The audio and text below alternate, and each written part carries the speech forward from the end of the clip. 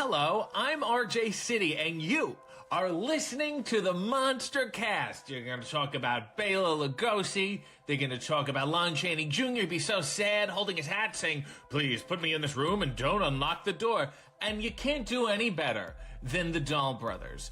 Jack and Ryan, they're brothers, but they're also bros. What? Pardon? Wrestling. Well, who the hell wants to talk about wrestling? These are horror movies. It's a deep genre. It's a smart genre. Fantastic actors. Fantastic cinematography. Wrestling is just sweating and fireworks and bouncy ropes. There's nothing. How do you talk about that every week? All right. Let's see them try. Take it away, you crazy dolls. You. Jesus fuck my fucking ass. What the fuck? Please shut up. No. Like that. Master Watto is a shut champion. up. You're gonna put some Stop respect on his fucking name saying now. Master Watto on this fucking show. IWGP Junior Heavyweight Co-Champion. What's up, you guys? Sean Ross Apple Fightful here. You're watching the MonsterCast with Jack and Ryan. A big shout out to those fellas. Good people. Check them out.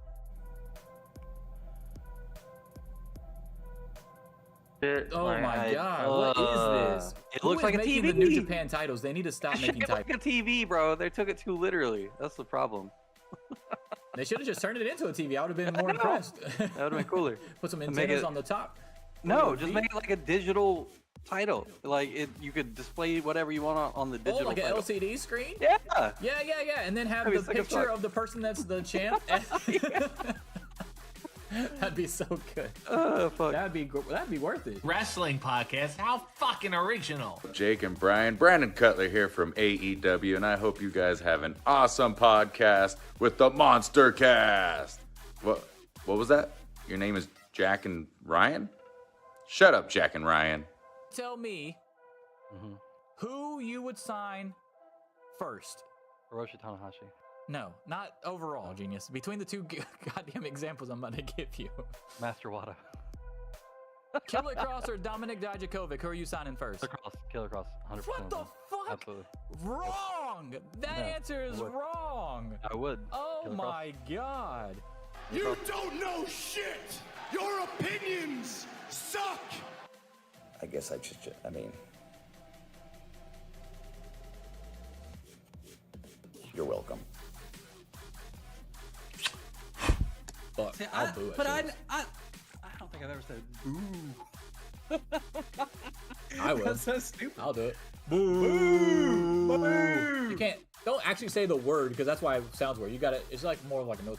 Boo! You don't fucking actually say boo. Boo! Boo! Boo! Boo! You don't turn it into a fucking chant. You actually have to. I will. I'm gonna do that at Forbidden Door. Just start a boo chant. Boo! Boo! Boo! Boo! Boo! Boo!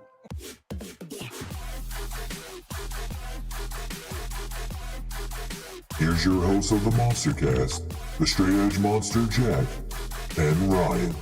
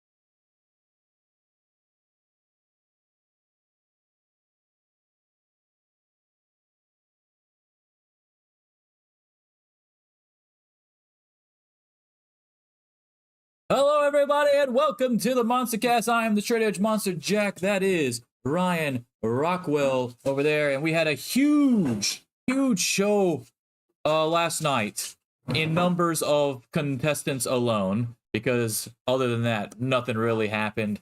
At least not as far as the surprise department goes. You can honestly say, if you're sitting in my chair right now, that you were not surprised by anything except for one thing. I only popped and was genuinely surprised for one thing. Can you guess what that one thing was, Ron? Correct. Since, I mean, obviously that was easy since I'm the one that texted you, Jordan Grace, exclamation point, exclamation point, exclamation point. So yes, that's the only time that I really like actually popped. Everything else I called the entire Jade Cargill spot a few weeks ago on this very show. I said she'll come in after Nia Jax looks dominant and throw out Nia Jax, hopefully to set up a WrestleMania match between those two. I don't know if it'll be WrestleMania or not. It could be Elimination Chamber. We don't know. We don't even know if Jade Cargill just might disappear again for another few months or whatever. We don't even know. But I do believe that it will set up the WrestleMania match, and it happened exactly how I played it out.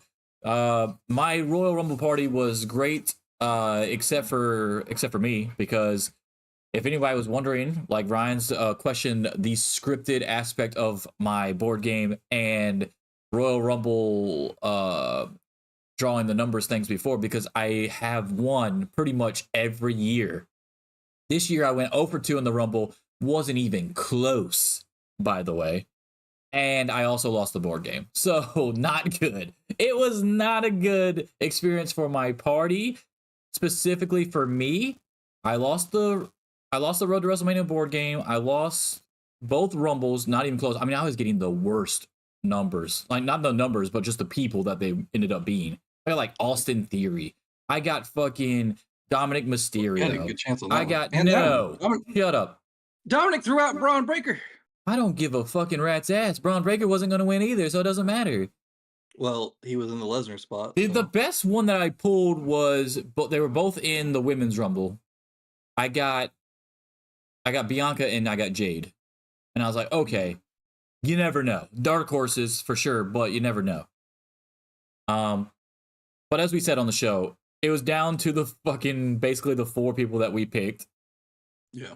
Robert won both fucking Royal Rumbles and won the fucking board game. So he got both of the action figures for winning the women's and the men's Royal Rumble. So he got the Xia Li figure, who actually happened to be in the Royal Rumble, so that was cool. It was her first time in the line figure. The figure looks awful, but it is first time in the line. And then he got the Wardlow TNT Championship figure, which I didn't have yet. So I'm kind of pissed that he got that one.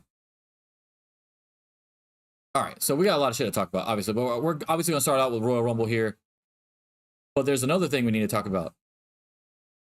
Because even though it was quite the newsworthy and noteworthy week for WWE, good and bad, with Royal Rumble being on Saturday night, WWE striking the deal to move Raw to Netflix in 2025 for $5 billion, The Rock being on the board of directors for TKO, and the new trailer and cover athlete for WWE 2K24 is out as well. So Cody is on one of the covers, and then Rhea and Bianca are on another cover for the 2K24 game.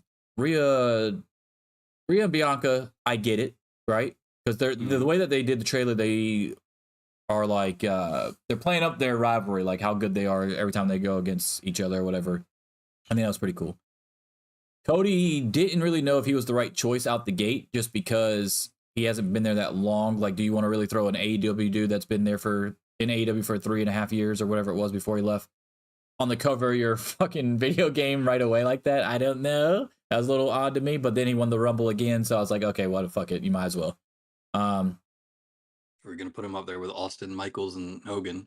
Then yeah, exactly. Like, well, I guess like this year, they said this year is supposed to be the realest experience yet, but they say that I feel like every year for WWE games. I don't know when the last time you played a WWE game was. I think it was when you did the weird storylines with Bray Wyatt and shit, right?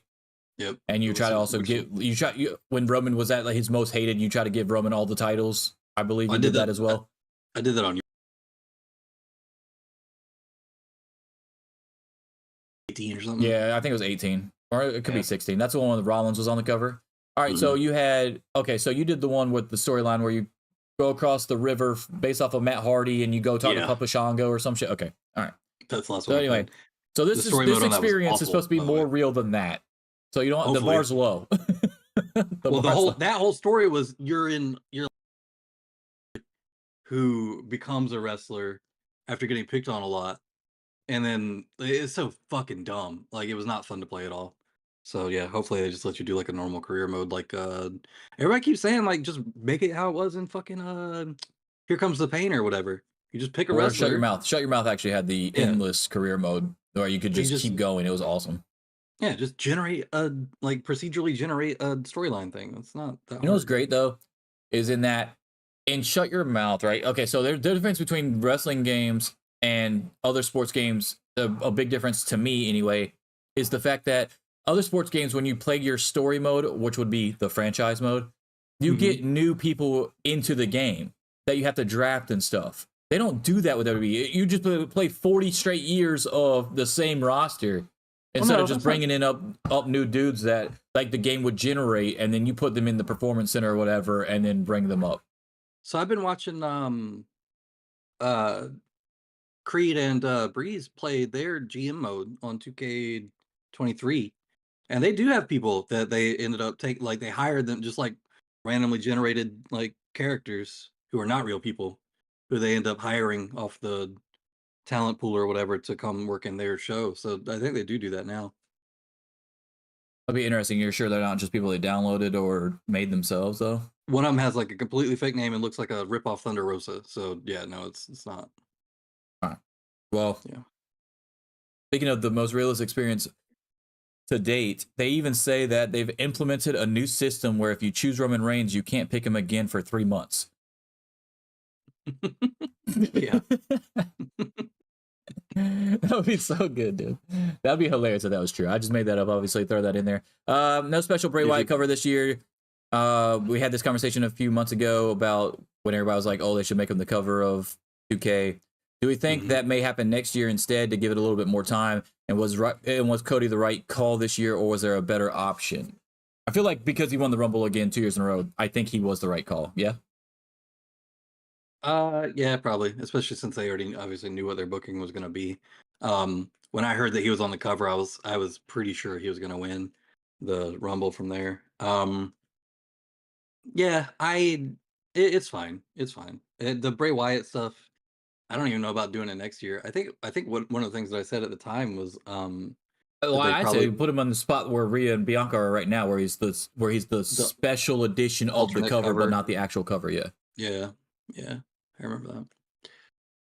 Yeah, I agree. All right, let's get into the Royal Rumble. Royal Rumble review. Let's talk about it. First up, we got to do our prediction records and go over our confidence picks. There they are. I am now 8-6. Ryan is now 6-8 overall for 2024. Ryan has 30 confidence picks. I have 38 confidence picks. All right, so I have the prediction championship. Have not made the confidence one, but since I went undefeated on everything, I guess I can get to work on that and finally award myself the confidence picks title next week or whenever the hell we do our next prediction show. So I went 2-2 and I went 4-0, and then Ryan got one of his picks right for the surprises. Big E obviously did not show up in the men's one, but he got the other one right. I literally gave you the Andrade pick, so I got Naomi and Andrade right. He got Liv and Big E wrong. Or he got Liv right, but Big E wrong. And then, What did you think of the 230, the two number 30s, when everybody was expecting AJ Lee and The Rock, and we got Liv Morgan and Sami Zayn? Zayn, I was okay with, but only if he'd won. Just to completely throw that whole storyline on his head, but instead they use it to further the McIntyre thing, which I don't think anybody's really that into.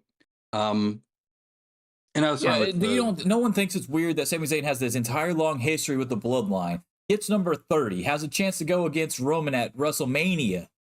Okay? Because he lost to him at Elimination Chamber when they had their one-on-one match. And instead he goes straight for Drew McIntyre. Yeah. Just go throw out other people. Like, what are we doing here? What are we doing? It was like when Macho Man used to come back in Rumbles back in the day. Instead of trying to win it, he would just go after whoever the fuck he had the issue with at the time. Yeah. You have a bigger issue with Hogan. Sammy has a bigger issue with Roman. Don't go after the fucking Jake the Snakes and the fucking Dusty Rhodeses of the fucking Royal Rumble, and go after the fucking main guy that you've been that you have the entire long encompassing fucking rivalry with for the last 2 years. Nobody ever accused him of being an overly rational man. No, not Macho Man. No, no. Macho Man's made more sense when you consider Macho Man was crazy as fuck. Yeah. But Sammy in the same position doesn't make as much sense. Yeah. I was fine with who they had as number 30s. I guess it was you can't have number 30 win every year, and you can't have number 1 win every year. So, you gotta do what you gotta do. It's fine.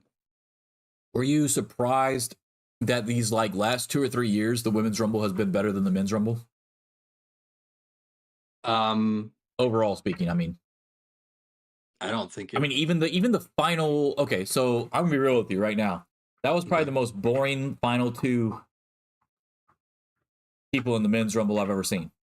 Not the characters, just the way that the rumble played out. Like the end of the rumble was so boring. Oh, like if it was a singles match between them? Like compare Rhea versus Bianca's rumble, their ending sequence versus Cody and Punk's. It was awful. Rhea and Bianca was amazing. One of the best endings to a rumble we've seen between the last 2. Cody and Punk, dude. Oh my god. I mean, granted, Cody was in the fucking rumble for over 40 minutes.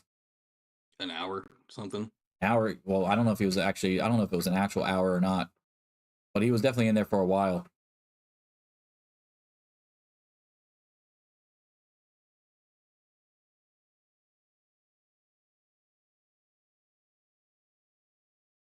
Sorry about that. Am I in? Sorry about that. I got Discord's being stupid again today, of course, because why not? You're good. I don't know if I'm still live or not. You are for me, it looks like. All right. So anyway, that's probably gonna happen multiple times until I get cut off. So that's cool.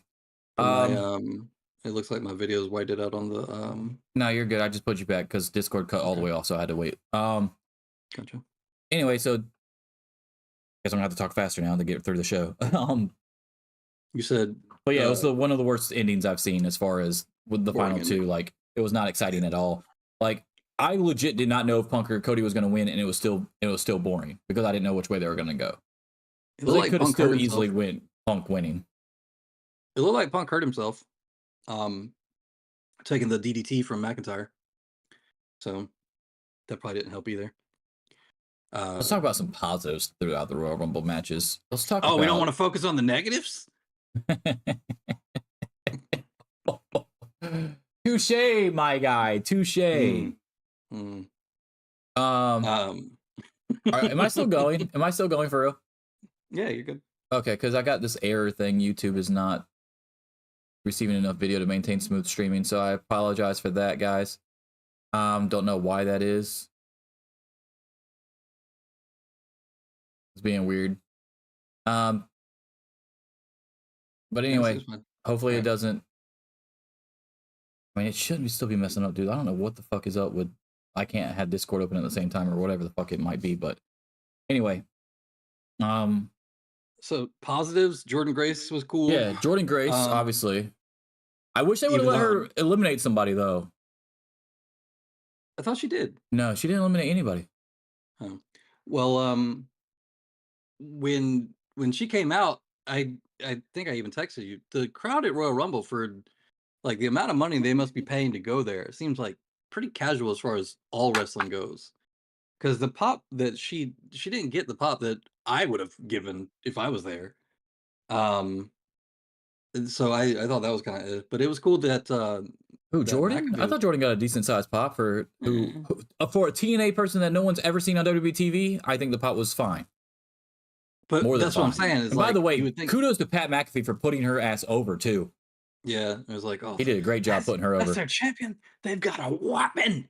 They got an absolute weapon over there at TNA. That's so good. I like that one too. That was funny. Okay, so obviously Jade, huge positive. I think that was probably the best debut that could have happened for her. Honestly, like it went well. There was no mess ups. There, she took out the biggest chick. She got the huge pop. She got to throw out Becky Lynch, of all people. Like, no, like that was, she did awesome. Like they put her in a great position to look like an absolute weapon as well. And going forward, hopefully, I don't know if the match will hold up too because of the two people that are going to be in it with her and Nia Jax. But if it goes smoothly and if everything's like, they got plenty of time to work on it. So it should be fine. Also, nothing went wrong because Nia Jax didn't do any offense. We'll see how it goes, but I mean, I don't have high hopes, but I do have expectations that with this much time, and they probably know that they're going to go against each other at WrestleMania, that it should be an okay match. The issue is going to be down the line where they just wrestle on a random Raw against each other a few months from now, and then it's like you don't have 2 months to work on that match, if that makes sense. So like then we'll see what happens. But they're doing a great job with Jade and positioning her in a huge spot out the thing. Like I understand announcing her signing and stuff, but then having her show up at different places and then just disappearing and then showing up at the Royal Rumble, kind of weird. I think you should have just announced the signing at the jump and be like, yeah, we're working on her, and then don't ever show her, because then you would have had to field all the questions about, hey, when's Jade coming in? And then trying to bury fucking AEW's training process in the process of answering those questions because you wanted to keep showing her up on TV, but then never having her in the fucking ring. And then the guy you let win the fucking Royal Rumble does an AEW shout out on top Your of the turnbuckle. final at the two end. people were AEW people super recently, and then you brought Andrade in there, like, huh? And then you have Jade, and I'm sitting there like, what? So all the shit you're talking that you're doing about AEW, and he threw more shade in the presser with the Forbidden Door, not wanting to reference the Forbidden Door. 3 bad answers from Triple H, which we'll get to later on for sure.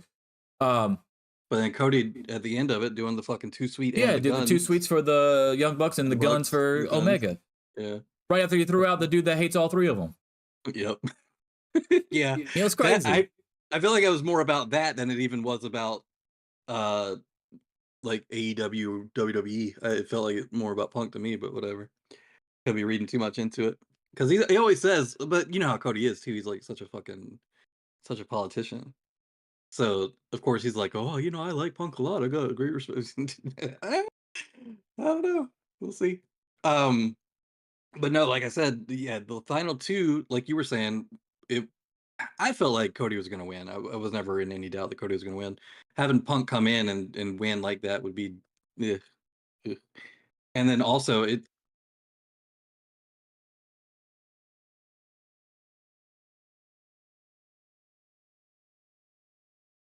Matthew in chat says, guys, the original plan, a fan said on Twitter, is crazy, but it didn't go through. Brock Lesnar's problems. It was Brock enters 20, Omos enters 21, and Braun Breakers enter 22 instead of Pat. So I think Jack had even said on Twitter. Yeah, I did say that on Twitter that I think Pat's spot was supposed to go to Brock. Or supposed to do something with Brock, yes. And then that's why. Because I said on Twitter, I was like, can you imagine in 2024 having that spot after all the shit we talk about taking other people's spots and stuff? Like everybody, they would know that people was going to explode. But if that's the only option you had in a quick pinch or whatever, because Pat was going to be there anyway to do the commentary, then just having him come out there and do that real quick is fine. Like you could have done the same thing with even a Booker T type deal too, and because Booker was on the pre-show. You know, he doesn't have to get medically cleared if he's not taking any bumps, so just super that's easy. True. You don't yeah, have to bring that's anybody true. new. Yeah. All right. Yeah, that makes more sense because you can't put Booker in that same thing because he couldn't get a physical in time or something like that, and nobody's gonna make fucking Booker go out there and then do that exact same spot because that'd be. Booker's like, I'm not gonna look like an idiot. I'm not doing that. Nah, I would fight all of them. Kata Fightful had tweeted out, Cody should win the Elimination Chamber, challenge for 1 belt each night, lose both, have a mental breakdown, and turn back into Stardust. And then I said, and then I tweeted out, I said, I replied, that would take us to the top of the 8th inning, I believe. So we'd still get another year of whatever the hell is going to happen. He's going to have to like work his way back into Cody or whatever from Stardust to try to break it. I didn't like the Michael Cole call at the end of the Rumble. Oh, hey, Roman, what inning are we in? Bro, first of all. Oh, I thought it was hilarious. I thought that was so fucking hilarious, dude. But he's referencing the story. But he's referencing Triple H's comment anyway, not Roman's, so it doesn't matter. I'm pretty sure Triple H said we're in the bottom of the 3rd or whatever the fuck when everybody was pissed off last year when Cody didn't win at WrestleMania. So it would have been, hey, Paul.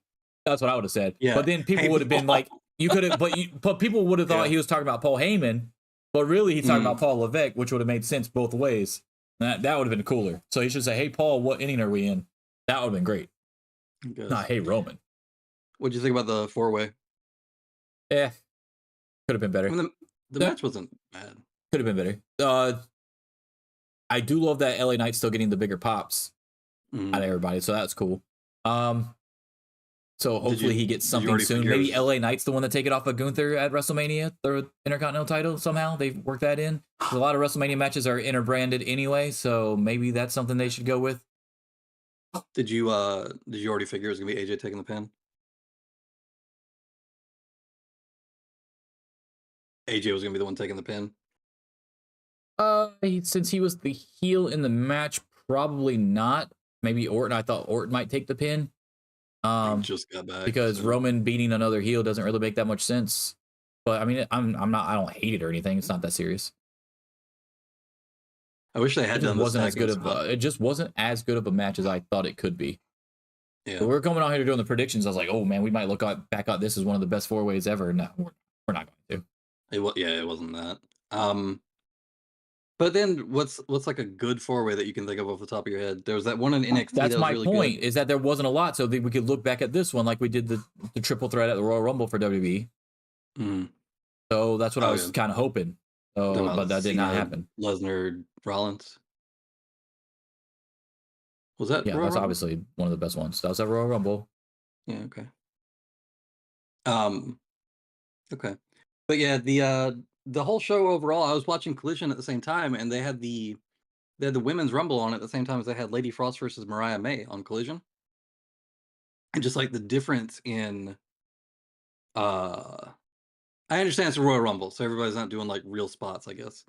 But the difference in wrestling quality between like Mariah May and Lady Frost, and then going over and watching the Rumble, and it was just like bad forearm shots and like slow motion. I mean, Irish that's every whips. Royal Rumble. I'm not going to hold that like against them. I'm not going to hold that against them. It's every Royal Rumble they do that. Every single one since '88. Every one. But it's has been also like that. their.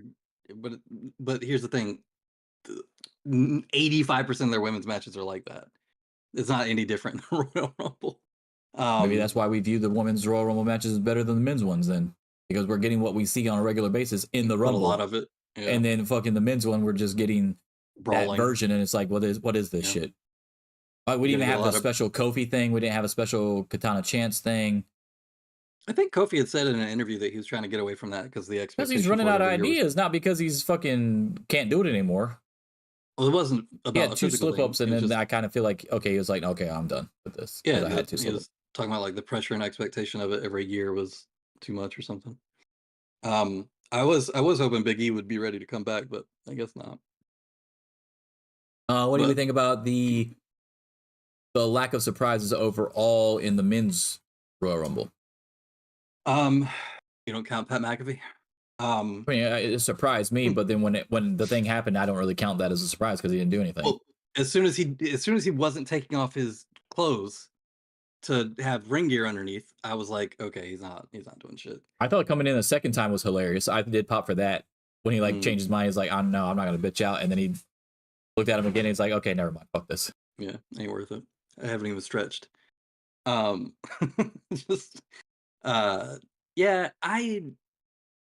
there wasn't like a lot in the way of. I mean, Andrade, I guess, would be a surprise if you didn't already completely expect that, which we both did.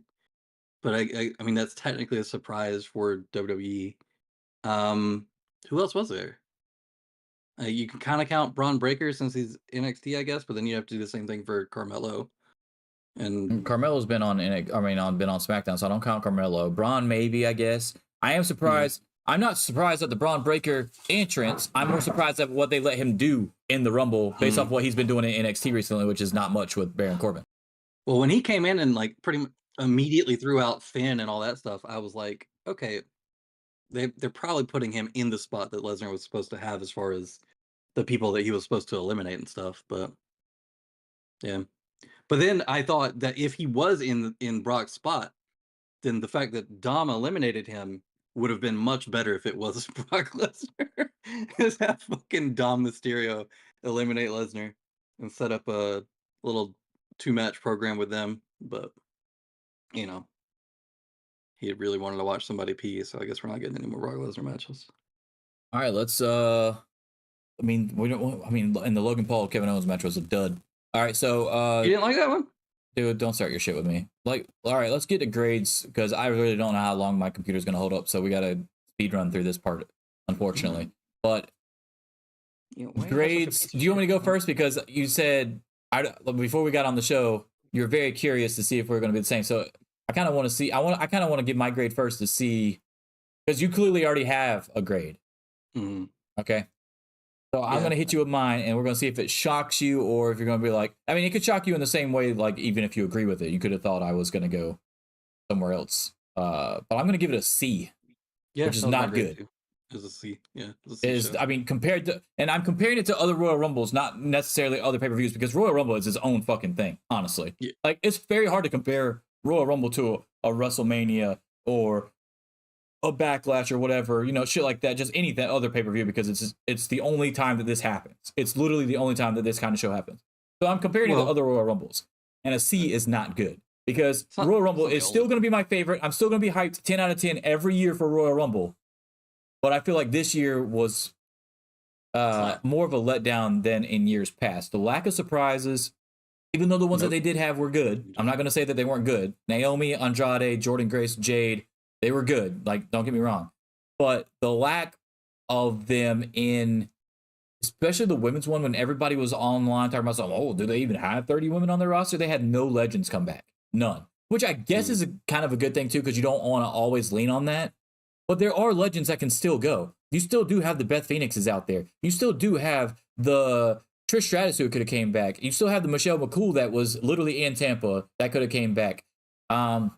Victoria came back one year too. AJ Lee could have been number 30. Like, and that would have been cool as shit. Nah, the pop would have been insane. But I do get what you were saying when we were texting back and forth. Do they really want to put AJ Lee in the spot after they just had Jade come out? Because it kind of overshadowed Jade, which makes sense. So if you was going to do that, you would have Jade come out way earlier in the Rumble.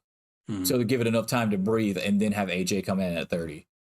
Because out of the two options, AJ's coming in at 30 because she ain't fucking been there in forever or whatever. That would be the big pop. Did you notice they had Cargill come out after Jordynne Grace was already not in there anymore? Correct. Which would have also been cool if they would have went face to face. The Jordynne Grace Bianca stare down was pretty cool. But I'm giving it a C because the Logan Paul Kevin Owens match was not good. The Fatal 4-Way did not live up to my expectations given on who was in it, even though we already knew who was going to win. And then the two Rumble matches, the women's one was better, and the men's one was pretty boring to me. With talk about lack of surprises, there was no surprise in there except for Pat McAfee, and I guess if you want to call Braun a surprise, sure. Andrade, but again, Andrade, but like I said, I already knew that was going to happen. So it wasn't. But to them, Andrade was a surprise.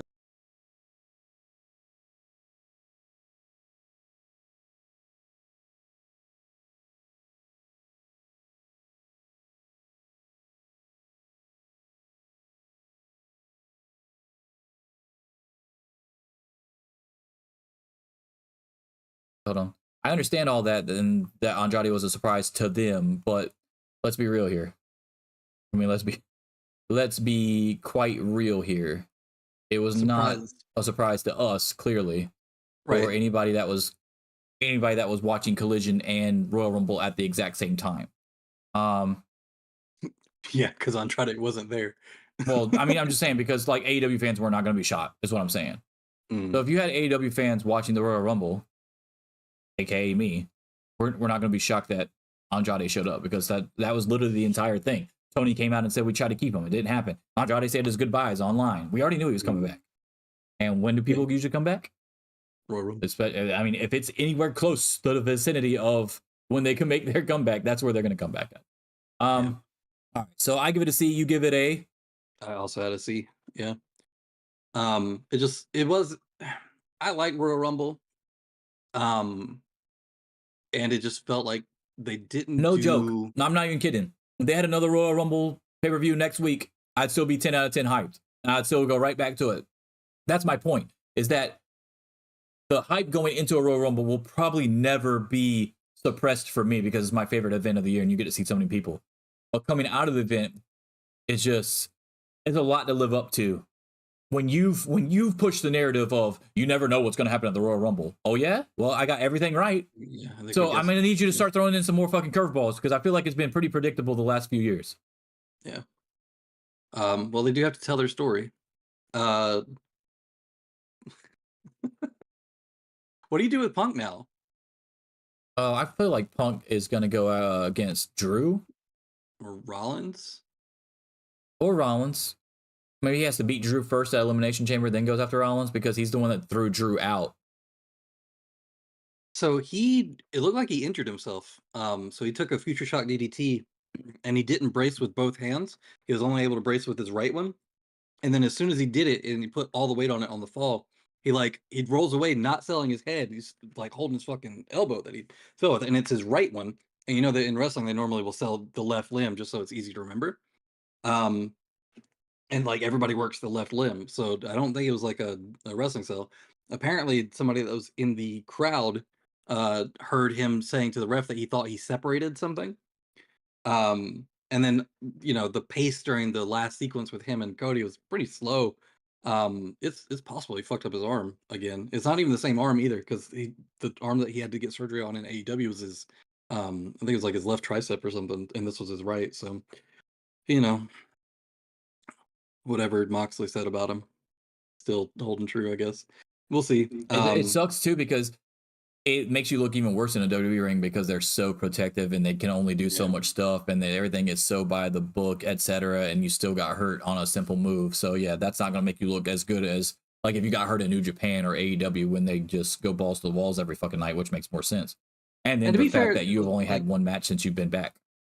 The Future Shock does do that arm trap thing, so it is a little bit harder to brace yourself or whatever, especially with your other hand, because it's got him in like a goddamn, there's a name for it in jiu-jitsu that we used to use. It's like a wrestling thing. It's like a something reverse cow something. I don't remember the cattle something, but basically it's where you do like a chin lock and you put one underhook and then grab to the other side of their waist to put their arm way up in like a chicken wing.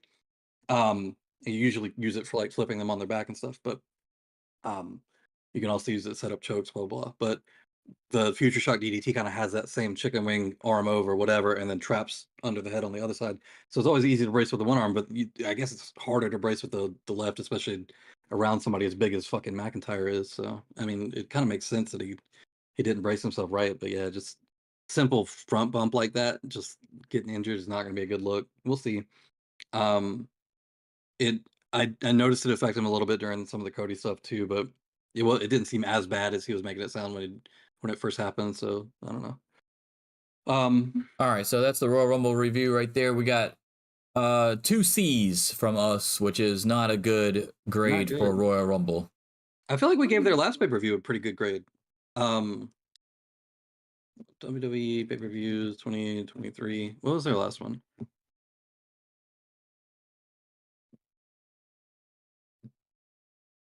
Their last one was... That can't be right. Well, I was about to say it wasn't NXT because we gave NXT a really bad grade too. Nah, Survivor Series War Games 25th. I think we gave that a B plus or something. B plus or B, yeah, something like that. Yeah, it was a decent show. All right. But yeah, no, this one was just flat. Yeah, I wasn't a big fan. Moving on to the WWE Netflix Raw deal, which was a huge fucking thing. We touched on it a little bit during the prediction show, even though we weren't supposed to, because it was such a big deal at the time, and even a bigger deal now, given everything that's also happened afterwards. Kudos to Slim Jims, by the way. A little shout out to Slim Jim. Anytime you want to sponsor this show, we're more than happy to get some free Slim Jims and pub and some shirts. And I love Slim Jims, so love Macho Man Randy Savage as well. Don't you sell out on my behalf, okay? I don't give a fuck if you like Slim Jims or not. Slim Jims, baby. Slim Jims. Give me a headband right here. Slim Jims. Love it. Do not care if you like them or not. I do love Slim Jims. Okay. I also want to commend them for pulling out as soon as the Vince shit dropped and then going back in as soon as Vince was gone. So we all in the outside world know exactly why the fuck they pulled out and exactly why the fuck they went back in. I think that's brilliant. A lot of people don't do that. Usually once they pull out, they're just too scared to go back in. No, we pull out, and then when you get rid of Vince, we'll come back. And then that's exactly what they did. Money speaks volumes, and I think that more sponsors should do that on a regular basis so that people understand why they are pulling out. So I have no problem with companies pulling out, but then if something changes within the company and you still don't come back, then it's weird, and it looks like you're just trying to save money. Slim Jim's like, no, we just want that motherfucker gone because of the shit that just went down and all the shit that we just read. If Slim Jim had time to read it, and we don't know why Triple H still hasn't read it, but We'll get to that in a minute. Let's talk about this huge news between Netflix and WWE, because this is going to change a lot of stuff. Not for me, because I haven't had Netflix in 3 years, and I'm not going to start paying $23 now to watch fucking Raw. So I think it's like 16 or something. yeah, it's whatever. With taxes and all that other shit, it's going to be up there. And then they're going to also boost it. They're also going to boost it again once they get fucking WWE. Do not sit there and tell me they're not going to fucking raise the prices of And you Netflix should again get by it now, 2025. so you get grandfathered in. 2025, they're going to raise it again as soon as that shit hits. They might even raise it again before 2025 and then raise it again once they get Raw. Because that's how fucking often Netflix has been raising their shit. Netflix does not have the content that it used to have compared to other streaming services to be able to do this shit and still fucking maintain any kind of fucking money. Not to mention that Netflix is one of the few fucking streaming services that was just hemorrhaging fucking money to recently anyway. So I don't even know how the fuck they got $5 billion to even do this, to be real with you. Well, it's over a period of time. So anyway, but I mean, as far as Raw going to a streaming service, it is a big deal. I just wish they would have went to anybody else except for Netflix. But $5 billion for a minimum of 5 years, and then they can cancel it if they don't think it's working out for them. If they don't cancel it, then they can't cancel it again until 10 years. It's a 5, 10, and then 20-year thing. Okay? So this has the potential of WWE Raw being on Netflix for 20 years. This is assuming that Netflix is around in 20 years as well, by the way. Obviously, they could merge with somebody else, and I guess it just goes with them or whoever. Or they could just sell the assets off to pay off whoever the fuck they need to pay off, and then go from there. With now the longest running episodic cable television show coming to an end in 2025, which I view it as a big deal because obviously I've been around since the beginning of Raw. I've watched all the Raws. Every single fucking Raw. Okay? From 1990, whatever the fuck it was, all the way to now. Like 3, 4, something like that. 4 or 5, something like that. All the way to now. So this is a pretty big fucking deal, in my opinion. I don't know if a lot of newer fans are going to understand the levity of the situation. But I can't argue or be against a company that's about to get fucking $5 billion just to do the same shit that they've already been doing. If a company wants to be stupid enough to give you $5 billion after they've read all the reports of Fox with SmackDown, then go for it, I guess. Right? I mean, why would I jump at the chance if I'm WWE? Who gives a fuck if I'm going to be on cable TV anymore if I'm getting $5 billion? What are your thoughts on the whole situation? So it's a little bit different for Netflix because a lot of their okay, so a lot of Netflix's valuation comes from their ability to say this is how many active subscribers we have during quarterly and annual financial reports. That affects their future valuation, which affects their stock price, which affects their like ability to do stock buybacks. To like, there's a lot that goes into this that you wouldn't necessarily get for things like Fox or Peacock or whoever when they have similar deals. Maybe Peacock a little bit, but for Fox especially, like it's a lot harder to quantify like impact to Fox by Fox picking up SmackDown aside from the weekly ratings themselves. And you have the ability to sell to advertisers based on, we have this many viewers in this time slot or whatever. But that's a lot different than selling the value of your entire stock based on whatever the subscriber jump is going to be because of this move. I'm curious, like from a market research point of view, if they did any, and to what extent market research they did of people who are WWE fans who would watch it on Netflix but already have and pay for Netflix. Because if you're looking at it like Raw gets X million people viewing it per night, if even at like a modest 50% retention rate, you're taking over like let's say 2 million viewers of Raw on a good night. 50% retention, which is kind of conservative because I know that there's some concern about people, the audience basically not following them, which I think is just crazy. I mean, I think people will. But 1 million extra subscribers or whatever shouldn't be how they're looking at it because a lot of these people probably already fucking have Netflix. So I'm wondering what data they're looking at. No, I completely agree with where you're coming from, but it's going to be a significant drop off. The problem is that they don't give a fuck because they're already getting the money now. It's the same issue as like WWE Network subscribers, and then you get the WWE Network and sell it to fucking Peacock to be on there. They don't give a fuck about the subscriber count anymore because they got their money from Peacock. I'm not talking Peacock's the about one that from, has to worry about that now. I'm not talking about from WWE's point of view. I'm talking about from Netflix's point of view. Well, I'm not worried So about Netflix's point of view. I'm worried about Well, WWE's point of view because they're the one that's losing the longest reigning episodic TV in cable history. Yeah, Is my point. And we already know that Netflix has no issue canceling anything. They don't give a fuck who you are. So after 5 years, if that shit ain't working the what the fuck they want it to be working at, then you're out, bro. Yeah, The 5 pressure, I years guess, just would to be keep on going. WWE to create enough quality content that people stick around and keep Netflix. Because if it's the Raw that we've been watching, I don't think people are gonna fucking stick around, especially if they got or went out of their way to get a Netflix. Like for instance, somebody in my case, which I think you're kind of poo-pooing a little bit as far as there's not a lot of people like me that just don't have Netflix and that might go out of their way to go get Netflix again because WWE Network is on there or WWE Raw is on there just so they can watch it. And then the pressure is on WWE Raw because those subscribers like you were talking about where they have to release them every quarter is going to be fucking fluctuate like a motherfucker. And if they're not gaining or if they're even below, Netflix has no problem pulling that fucking plug in 5 years. I promise you. Yeah, 5 years seems like a really long time to evaluate that, though, because a lot of the work that I do for the company that I work for is in data analytics, and I do project management specifically for a lot of data analytics stuff, and that's why I'm wondering what they were looking at because I've done stuff in our services division too, and I'm wondering what they were looking at that made them think that this number made sense because the amount of subscribers that they would have to get that are not already subscribers to even like break even on this doesn't seem like it just doesn't seem like it matches up. So it just seems like the number's too high for me.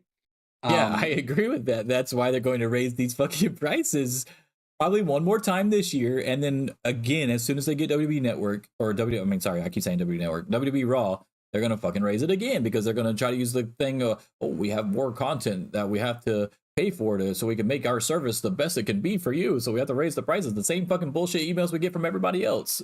We just get them more from Netflix for some reason. Because if you look at Netflix's monthly prices compared to everybody else, dude, if I'm looking at fucking content versus how much you pay, everybody else should be fucking charging us way more than fucking Netflix should. Netflix doesn't have shit compared to these other services, in my opinion. I mean, obviously, it's based off what the individual likes, your personal opinion of what you like or whatever. But like, other than Stranger Things, which ends this year or whenever the fuck it ends, the next season is the last season. And Wednesday, what the fuck does Netflix have that's going to make people go to Netflix? I'm not paying that much money for fucking WWE Raw. And then I had somebody say, I was going back and forth with somebody on X about who's really going to pay 20. I said, who's going to fucking pay $23 just to watch Raw? Right? And then somebody said, well, me, because I pay like 3 times that amount for YouTube TV. And I was like, well, why don't you have Sling TV? Sling TV has the same channel. If we're talking about content, if you're talking about return investment on the money that you've spent for content, Sling TV still holding Raw. Like if Raw stayed on a channel that you could get on Sling TV, far outweighs the content that you're getting in return from Netflix, even though Sling TV is a little bit more because you have all this other content that you can view, live sports, other channels, etc., where Netflix doesn't have that. Netflix has, hey, we've got Raw, and then you can watch Wednesday and fucking Stranger Things, and that's it. And then you're done. Like, what? That's not an equal thing. And Breaking Bad and some other stuff. They got Walking Dead on there. Correct. But Walking Dead is Arnold also a miniseries. show that's already over. Most people have already watched it. So I'm just saying, like, I just don't think it. I don't think like whereas Sling TV is giving you new content constantly, if that makes sense. By even having channels that like an ESPN, for instance, that's completely new content, 24/7. Yeah. So Netflix isn't not rolling enough great shows out like a Disney Plus where they're just pumping on a show after each other or whatever because they know what the fuck they have as far as IPs go, that they can do that. Netflix doesn't have that. I'm curious. I don't even know what I pay every month for Sling, so I'm looking it up right now. But Well, I know don't it's way less than YouTube and Hulu with live TV. I don't think it's way less. Yeah, it's 55 for Orange and Blue. Yeah, but he wouldn't have to get Orange and Blue to get Raw, is my point. Yeah, you only have to get one of those. You only pay for both of those because you asked me if I wanted ESPN, and I said, yeah, I would love to have ESPN. So then you got both. Actually, I think it's well, it's that, and then it's also because of AEW as well. with AEW TNT. and AEW and USA are on we're shit, talking yeah. about specifically WWE because he said I would pay for Netflix just for WWE Raw. Yeah. And I think that's asinine to say that.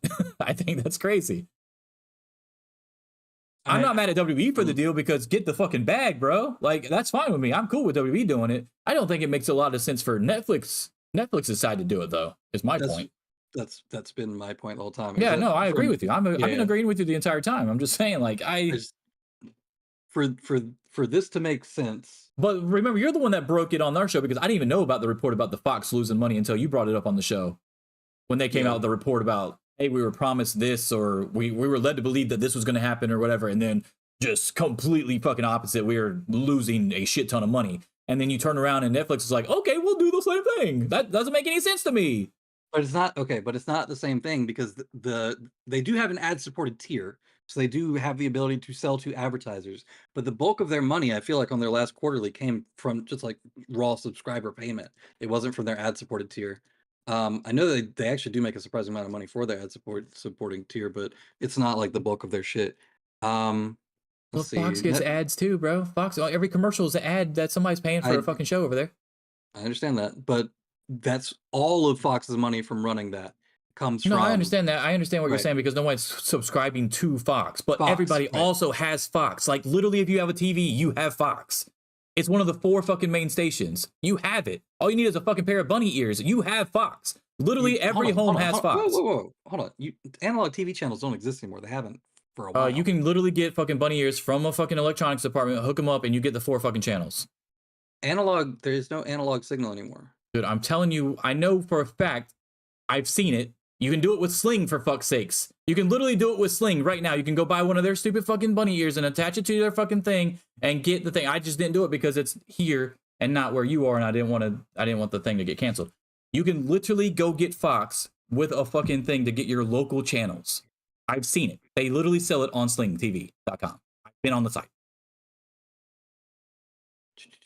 Let's see. Low power transition data, blah, blah, blah. June 2021. They were telling everybody to, all the old people that fucking wouldn't get, they were telling all the old people that didn't want to do the streaming shit to go fucking get this thing so that they could still keep their fucking regular channels. It was a hot topic here. There's a lot of old people down here. Trust me.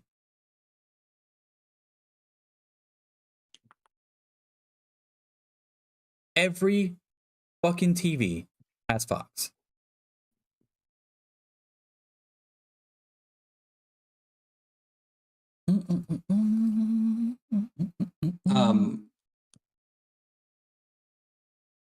On the Netflix, which is why they were so disappointed with the numbers. By the way, I'm looking at their stock price over the last year. Right, Netflix stock surges after video streamer posts big subscriber gain.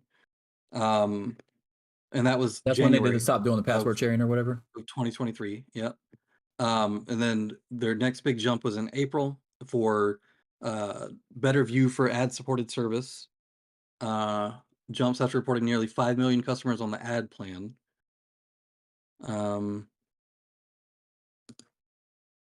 Big subscriber additions despite Hollywood strikes. This kind of makes sense because there was no new content coming out on regular television, so people had to watch they also old raised shit. the prices during that time too when there was no new content. We literally buried them for that shit on the show. Like, history.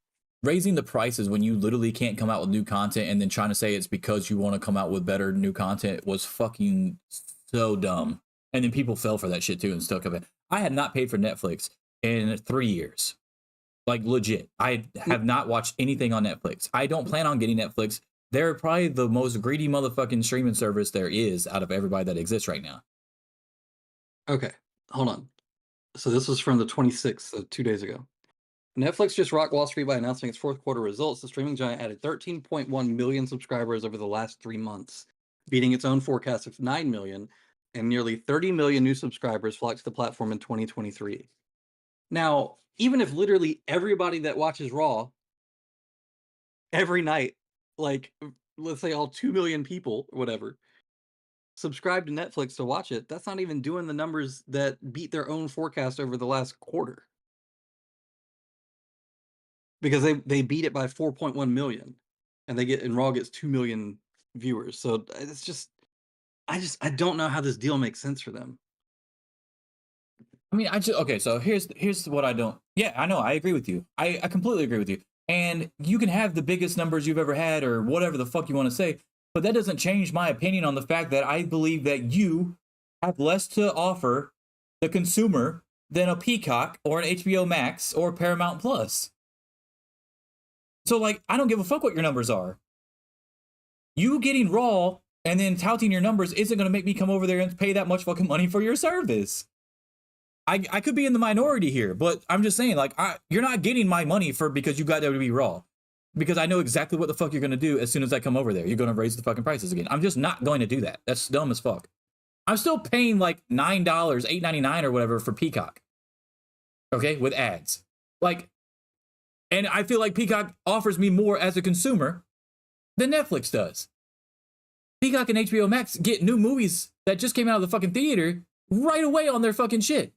HBO Max was known during the fucking COVID era to literally have them come out instead of the theater or on the same day as the theater on their fucking service. Netflix can't do any of that because they don't produce movies. They don't own fucking movie companies or whatever to do that. Well, their original content takes fucking tons of fucking heat because it sucks. And then when they finally do get a fucking good show, they cancel it after 1 or 2 seasons.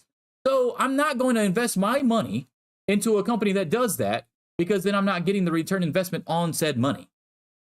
Whereas I would be on Peacock or Paramount or HBO Max. Now, if you only have Netflix, right? If you just love fucking Netflix and you love kissing the boots of Netflix, and it's the only streaming service you have, and that's the only money you're paying is $23 a month for that one streaming service, then okay, that makes sense. I'm cool with that. But I'm not, as a person that has multiple streaming services, and I have a lot of them. I believe a lot of people have a lot of them because it's getting to the point now where you might as well have just kept cable and streaming service never existed. Netflix is fucking low on the list of ones that I would feel like I need to go get. That's why I don't understand why Netflix made the move with $5 billion for this. I just don't understand. I get it from this point where, like, I think it was said that, hey, they just really like the fact, I think it was Nick Khan on Pat McAfee's show said, they love the fact that they could just spend the money and then they don't have to worry about nothing. WWE still has to do everything that they regularly do. Yeah, exactly. So you're not paying for the writers and the actors because it's all encompassing, and you're not paying for the locale shoots and, you know, all that shit like that. You know what I'm saying? Like, yeah, I'm not taking the whole fucking crew to Australia to shoot the fucking movie or the TV show or Canada or stuff like that. There's a lot of stuff that you're saving money on in the long run, but that only works if you don't cancel it after 5 years. Yeah. And there's another way of looking at it too, which is just that it's them building out their first sort of foray into like more of a live sports cable type presentation, where if they did want to move into something more like Sling or YouTube TV does offer, this would be the first step in doing that. You get like instead of getting rights to an entire channel to rebroadcast an entire channel, you get it for specific IPs, and then you rebroadcast that stuff. And then eventually leads into something where maybe they could do something with like the NHL or fucking NBA or whoever and do the same thing later. Those are next. That's okay. Well, NHL just signed I get what you're saying. NHL just signed a new long deal with ESPN because ESPN now is kind of like, if we don't get some fucking live sports programming on this sports channel, then we're going to be fucked going forward. They get like one NFL game. They got the Monday night game, I think. And then they get, now they got hockey over there because hockey left, I think hockey left TNT or is on TNT now. But also ESPN has it, some shit like that. I've seen a lot of games on their ESPN Plus service. So they both got games because of the other long contracts that like the NFL and the NBA have. NHL was like that last major sports organization or league that, hey man, we need to fight for this so we can have some kind of live content on our shit. So like it's getting to the point now where sports is going to skyrocket because it's guaranteed ratings, it's guaranteed interest from a significant fan base, no matter which sport it is. And then all the other stuff, because it gets canceled or because somebody says something stupid in the media and gets taken off the show. Strikes happen, price raising gate and gouges happen. So all this shit can change. Well, sports, that's gonna be the constant. Sports is gonna be the constant throughout the whole fucking thing. Like if you're going to spend your money as a streaming service on something and get some kind of like almost like a fucking money in the bank situation, where it's pretty much a guarantee that you're gonna get your money back or your money's worth off of it, it would be legitimate sports. Like legit. Now, wrestling is not a legitimate sport. That's the difference here, is that wrestling, you paid $5 billion for pro wrestling, which is, it's recognized, WWE is recognized as a global brand, but let's be real here. Compared to NHL, MLB, NBA, and NFL, it's not. It's really not. Well, no, I think they are more globally recognized in the NFL. I disagree with that. People don't give a fuck about American football in other countries. Bullshit. You think people in India give a fuck about as much about the NFL? Okay, so Nick Khan said that India, Undertaker. Nick Khan said that it's fucking cricket and then WWE in India. Who gives a fuck? Who gives a fuck? Yeah, that's what I'm saying. Who cares? So if we're talking about so you pick the one country. So recognized, in England, they give a fuck more about the NFL. England and fucking Germany have been fucking killing it, the NHL recently. I'm not saying, I didn't say NHL. I said NFL. I mean NFL. That's what I meant. NFL is what I meant. I think the more interesting fallout from this, let's say, okay, so you already had Amazon pick up Thursday Night Football, right? Correct. That was their first foray into the same sort of idea. Now you've got Netflix. I love the way they do it too, by the way. They do a lot of like the I don't know if you ever watched it or not, but they do like the actual fucking analytics in real time while you watch the show. So like if you're like a big stats dude, it's cool as fuck. Like the way I like their presentation on Amazon. So go ahead. They do the X-ray stuff on their shows, but just for sports. But then so you've got Netflix doing this with Raw, obviously. That leaves AEW in a pretty good spot. Because let's say Max now wants to get into live sports streaming or whatever. They've already got Warner Brothers Discovery. The problem is you won't know that because the WWE Raw deal does not happen until 2025. Yeah, and this year is the year that they're going to have to fucking negotiate the new rights. So is Max just going to take the leap just because the deal's already been done, and even though they don't know what's going to happen? They don't have to wait to see that it's successful if they just want to get into the same thing and try to get ahead of the curve on that either, you know? And they could do like a 3-year deal that they also have an opt-out clause on. And I think Tony Khan would be more willing to accept that because, you know, he's not in a position, he doesn't have as much dick to swing as WWE does as far as like a brand yet. Or maybe ever, we'll see. But I don't think it would be that shocking if WBD comes out of this and says, well, we want to do that too, and we've already got a partnership with AEW. Let's see how that helps our streaming numbers and our subscriber numbers. So we'll see. It's interesting watching this business model change, but sort of almost become what it used to be anyway with cable stuff.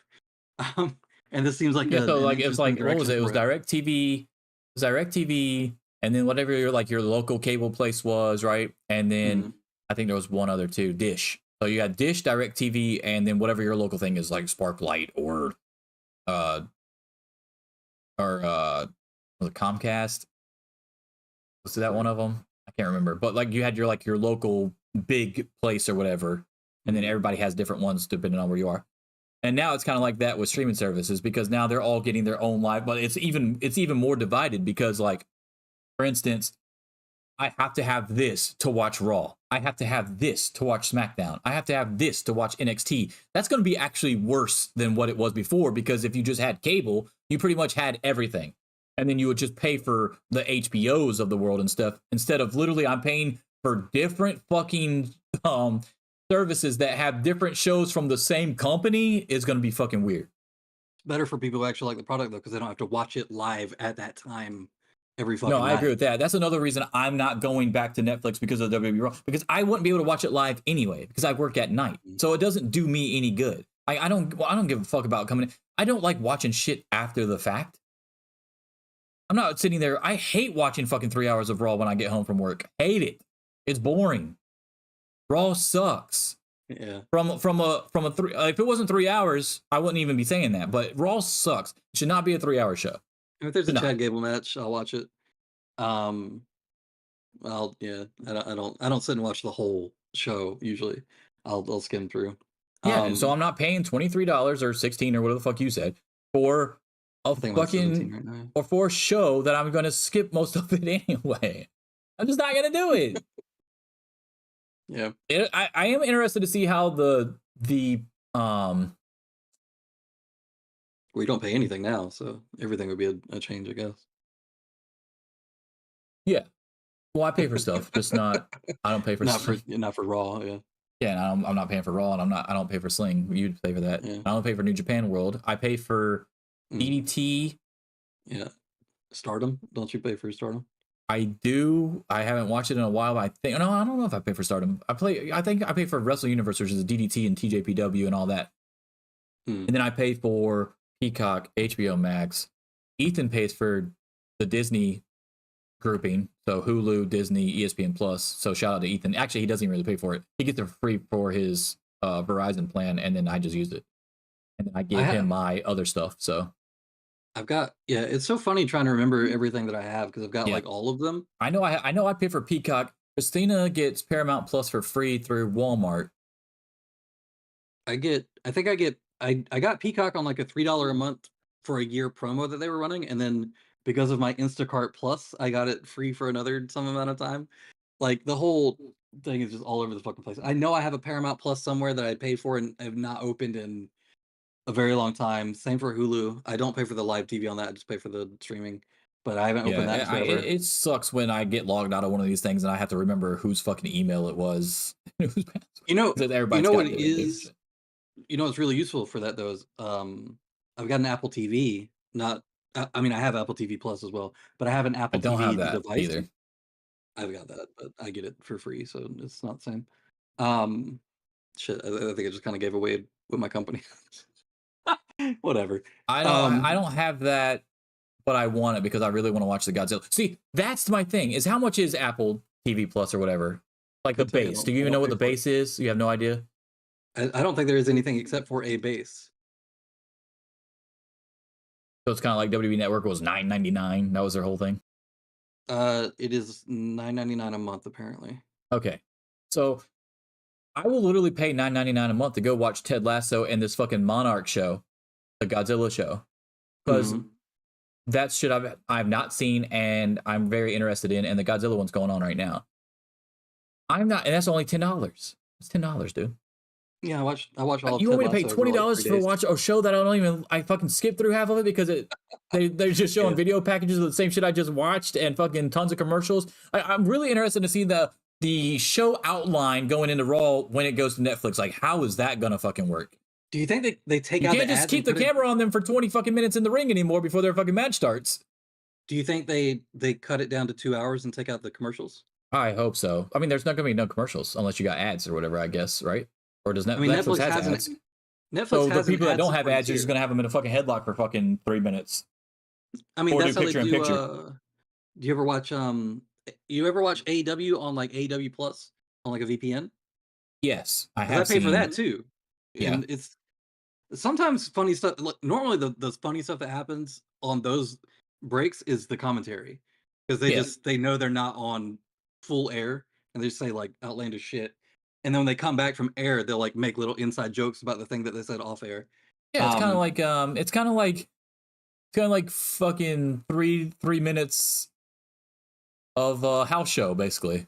Yeah, Because you'll get funny spots too on the outside of the ring and stuff. Like there's times that they don't cut it off fast enough when we're watching it on TV, like the Tony Storm spot, where she's like, like the tits thing and all this stuff. Like right before, like I'm pretty sure that wasn't supposed to be on there, shit like that. And then they just happen to catch it because they didn't cut it in time for the commercial, or they judged it wrong or whatever, and then it ends up taking off being its own thing.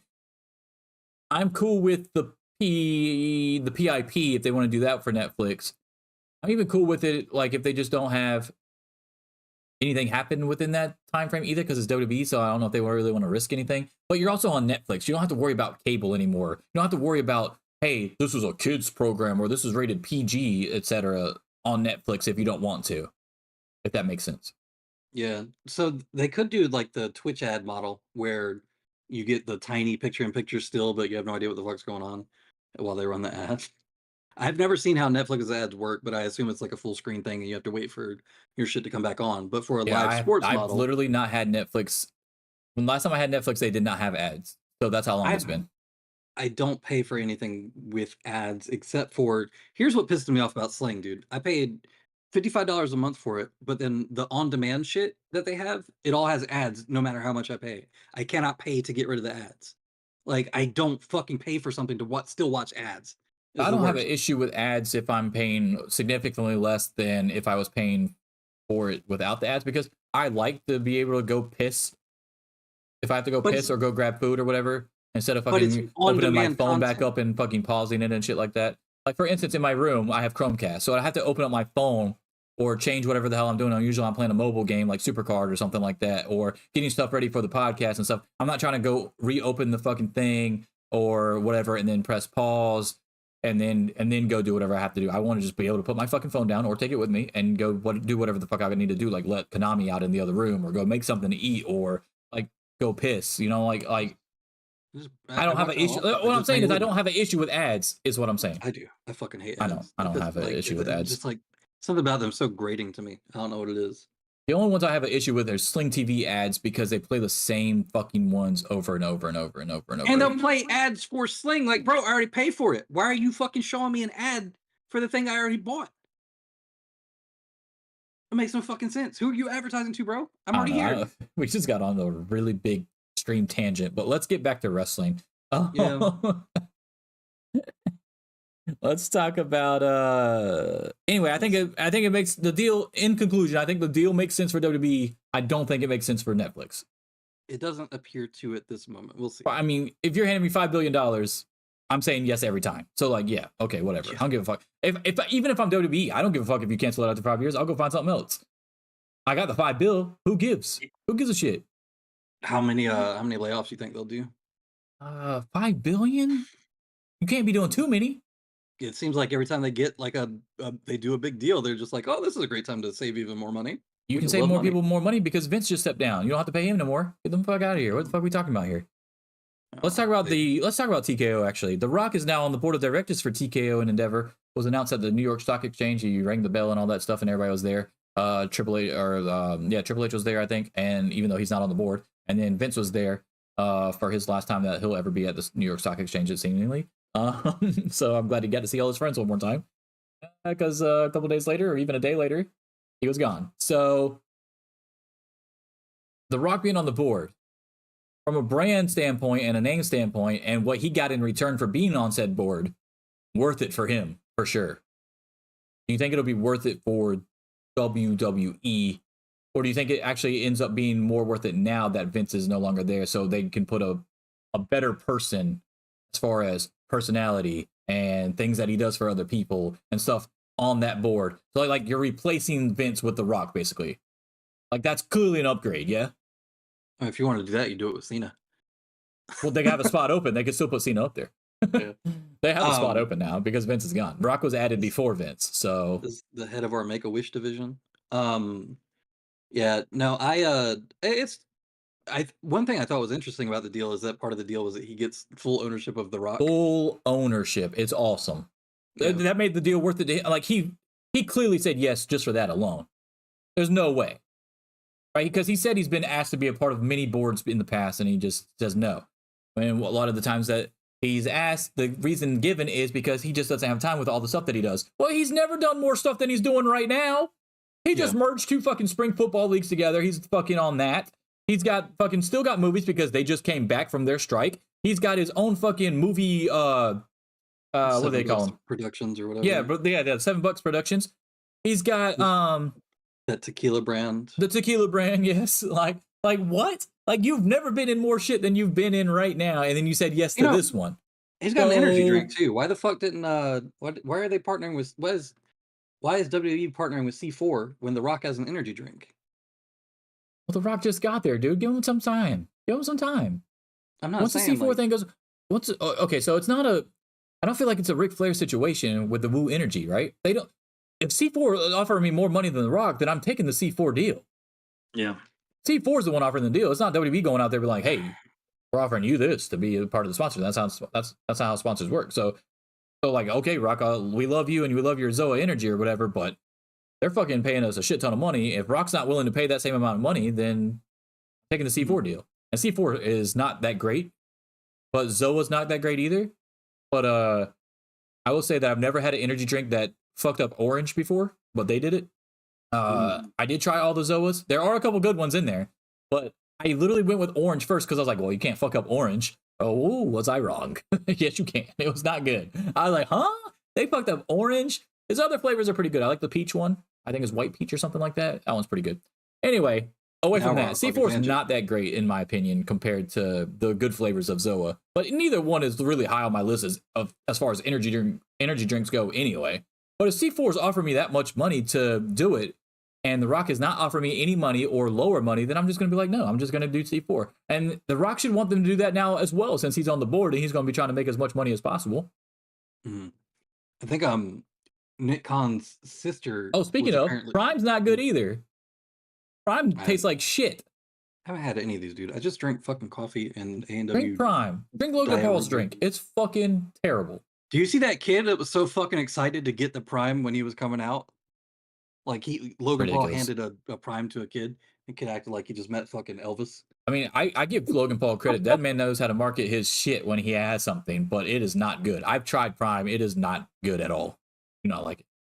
What I was gonna say is that Nick Khan's sister, I believe, was the producer or executive producer or something like that of The Rock's, that show about The Rock when he was a kid. Young Rock. Young Rock, yeah. So I mean, they've already got ties that way too. So I mean, this all kind of makes sense. Well, he said he's known Nick Khan for a long, long time. Him and Pat McAfee actually have known him for a long time. So like Nick Khan, as long as he's not involved in any of this other stuff or knowing any of this other stuff that we're going to talk about soon, like, yeah, I think Nick Khan is I don't know why he gets so much hate, honestly, online with wrestling fans, besides, just being wrestling fans. He's the bad really not that, he doesn't, well, I'm not going to say he's not that bad of a dude, because I'm not going to have that get bookmarked on here and then throw it back in my face. But he doesn't seem like that bad of a dude to get that much hate or whatever. So I don't know. It's weird, but we're going to see how much stuff comes about that. I think the Rock move is a genius move for them, especially because Vince steps down again, and this time seemingly for good. Don't think there's a way out, because the first time he did it, it was no TKO in Endeavor. He came back when they had to renegotiate the rights because he felt like he had to, or whatever. He was like, that's when he was like, I'm not in the weeds, but he was in the weeds, and then he's not in the weeds, and now he's got this other shit coming out with a lot more details about what happened prior. And once that fucking report came out, 67 pages, I've read them all. Okay. Yep. I and like I tweeted out after the presser, which we can also work into this because I don't have it as separate topics. Triple H saying that he has not had time to read it, or has not read it, whatever the fuck he said. If my wife's if my wife's father, rather, sorry, my wife's father, if I, that's what that would be. If my wife's husband, which would be me. All right. So anyway, if my wife's father, right, had reports on him like that, if I, over here, who have no ties to Stephanie McMahon, even though I would love to, have no ties to Stephanie McMahon, had time to read the 67-page fucking report from a bullshit podcast that gets 8 views, then Triple H, my guy, you should have read the fucking report. I don't give a fuck how busy you are with Royal Rumble, okay? You're head of like creative and talent relations or whatever. You're not the fucking owner, okay? Let's not act like you didn't have any time to skim through the 67-page report, okay? There's no way you don't know anything that's in this fucking report. None. 3 bad answers at the press conference. 2 a lot worse than the other one, but we're throwing in the Forbidden Door thing too because it was fucking stupid and not needed. Like that was an asshole comment as well. So he did not look good after this presser at all. Let's first talk about Vince. And first of all, so long, won't miss you at all, by the way, as far as I'm concerned. You? No. I'm not going to miss you at Vince. Oh, the text message screenshots that came out should be alone enough to warrant his conviction just because they're written in such the same way that you can tell it's about the capital U's for you. Like, clearly that's how he texts, okay? No one, it wasn't like somebody made this up in a chat GPT type deal and like trying to frame this dude. You get what I'm saying? Does that make sense? There's too much, like, I understand everyone's like, oh, well, dude, she could be lying. She's not lying, dude. She's not lying. There's too much shit. 67 pages. You think it was all made up? No. The argument is that the argument that I've seen that's just very fucking stupid, and I'll explain why, is you're gonna do the Jim Cornette thing. I saw his too, but essentially that the screenshots and stuff were taken out of context from a consensual arrangement, and that she could have stopped at any time and blah blah blah. It's like, you guys don't. If that's your mentality on it, you have a very, very poor understanding of. They're naive as fuck, and they don't understand what manipulation is. That or power dynamics, or like how much control somebody has over your life when they're your employer, or they're like, it's. I've helped someone with a similar settlement on a very similar issue. They won that settlement and got $150,000 out of this, and theirs was. I don't want to say like in terms of degrees, like one is worse than the other or whatever, but theirs wasn't nearly as intense and didn't involve other people like this one did, or like being traded off to other people or anything. It was like literally just the fucking 60 something, 70-year-old fucking boss doing shit similar in a similar vein. And there's not, you don't feel like in the moment that you can, like, you don't have an option to just stop, or like you feel like you need to do it as a condition of your employment. And a lot of people will be like, well, why don't you just find another job or whatever? It's not that fucking simple, man. You sort of get eased into, like, you get groomed into the situation where you feel like it's normal, but the other person the entire time is very aware that they're manipulating and taking advantage of you and your employment and their status as your employer. There's a reason that so many major companies have these rules and laws and restrictions against inter-office, especially, well, not inter-office as much as like inter-position, where you can't do stuff with a subordinate or somebody that's like significantly more subordinate than you, without either a lot of fucking paperwork or sometimes it's just outright not allowed. Or if it was like that, you'd be working in a whole different section of the company so that you don't cross at all. Yes. Yeah, there's no conflict of interest and no. I mean, and even still, some people will still. There's always going to be an appearance of impropriety if somebody's very high up in a company with somebody very low in the company, because even if they're not in the same LOB, then like there's a level of influence that you gain and stuff like that. So some companies just straight up don't allow fraternization between different levels. I think at our company, you can, but you have to make a declaration of it to HR and all this other shit that's involved with it, so that they know that's like on the up and up. So this mentality of like, oh, it was probably consensual and she's just mad because the payment stopped or whatever. The thing is, if there's an so the way that the one that I was referring to earlier that I helped someone manage in their personal life, that was also settled out of court without going to trial, because the main concern was the loss of income, and the sort of how, I'm trying to avoid too many details, but like the need for like therapy and stuff like that after the fact. So the main concern was getting that addressed, and also not really wanting to go through the process of taking it to trial, even though there was enough evidence to do this.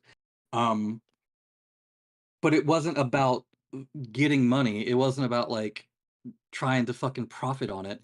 It was legitimately like, I don't think I'm going to be able to work in a normal work environment under any other man for a pretty extended period of time. And this is going to fuck with my life like a lot.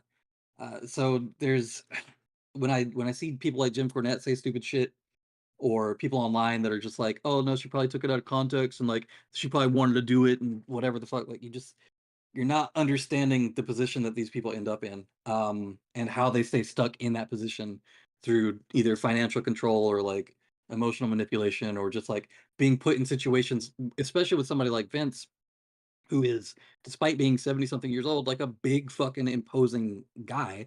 If he locks you in his fucking office, like there was the one story about when he and Laurinaitis at the same time had like basically locked her in the fucking office and she didn't want to do stuff and then they kind of forced it on her. Like there's just you can't and then people will be like, well, why is she calling him babe in text and stuff like that? And you're Because not she's trying to soften understanding. his ego so he Right. doesn't get pissed off. You don't understand the fawn response. So everybody's kind of aware of fight or flight, right? But there's two other ones. It's fawn and freeze. Okay, fawn is when because you're so anxious or whatever that you just like try to be as nice as possible to get them to either fucking back off or leave it alone or whatever. So when he's like, oh yeah, I'm gonna have you bang like however many dudes, and she's like, oh, like babe, I almost feel like myself, but I'm just like not ready right now. That's her trying to fucking put it off indefinitely, but eventually like it's gonna, yeah. So no, you're not understanding the dynamics at play in that situation is what the issue is. But no, the whole There's a fucking lot thing is of absolutely naive disgusting, people dude. online, obviously, that just spout off at the mouth, kind of like the people that went after Emily for her Netflix question at the presser. Did you see this? No, I don't know. Oh, there's a shit ton of people that just went off on her because John Alba and Seahawk asked questions about the allegations with Vince or whatever, right? Which is, Right. I applaud them, by the way, and Nick Hosman, even though I'm not a huge fan of Nick Hosman, but he was the first one to ask. So he had the biggest balls in the situation because being the first person to ask about that shit probably was not easy as well. But he did ask, I think he asked Cody, not Triple H, but still. Yeah. So I applaud all three of them. But the amount of hate that Emily was getting because of her Netflix question to Triple H was quite astounding. Because people said it was a softball question. And I, for one, over here am actually very interested in the Netflix deal. There's a lot of stuff about the Netflix deal that we still don't really know. And wasn't so her her question asking that after doesn't after he had already deflected the other two, so it wasn't like she was going to get a new deflected answer one, on the I other thing. think. Deflected John. I don't know if John. I don't know if it's John Alba and Seahawk went back to back, or if she went before Seahawk. I can't remember the exact order off the top of my head. But either way, it's not necessarily a softball question. Yeah. The first question he was asked was not about the stuff, yes. I don't think, right? So her asking about Netflix deal, which I'm very interested in, was not a softball question. I want to know more about the Netflix deal and how it's going to change the landscape of streaming and professional sports and stuff like that.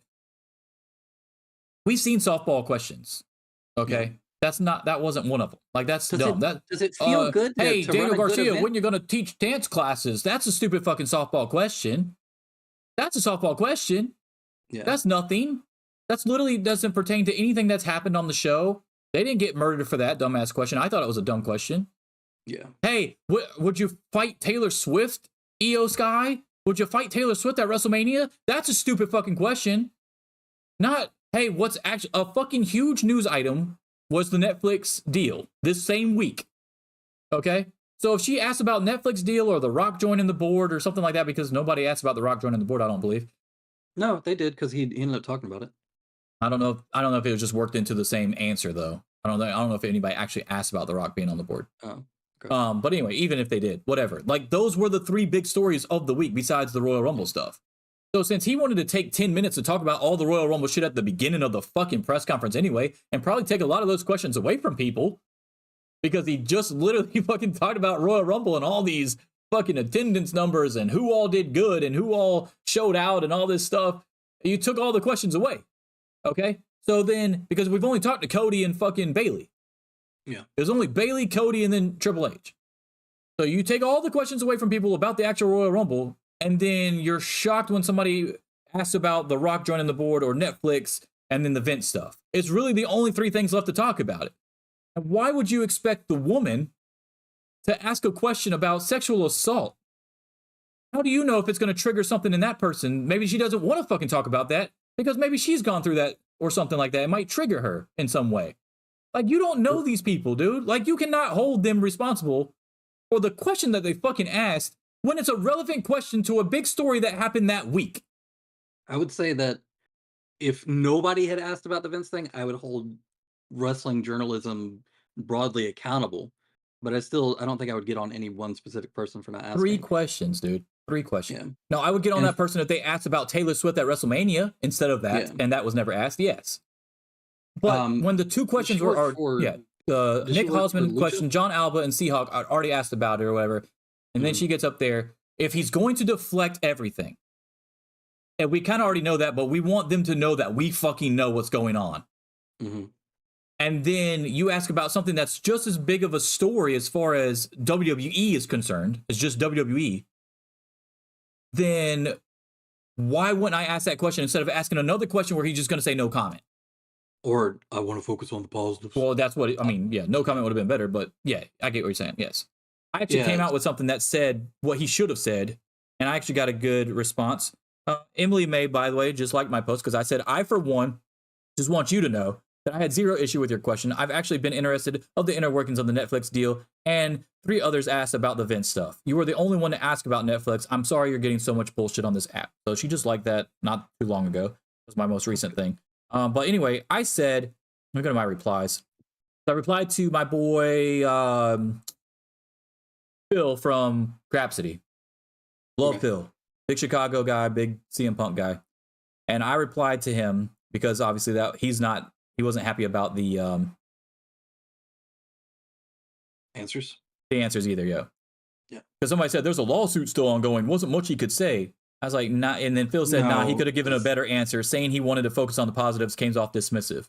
So literally I said, all he had to say was like the allegations that are horrible and they're still being looked into. Listen to what I said. I said literally all he had to say was, I can't comment on the situation, unfortunately. I understand that people have a lot of questions and rightfully so. The few things I've been able to read were alarming to say the least, if true. I have daughters and I don't want anyone to feel unsafe while they work here ever.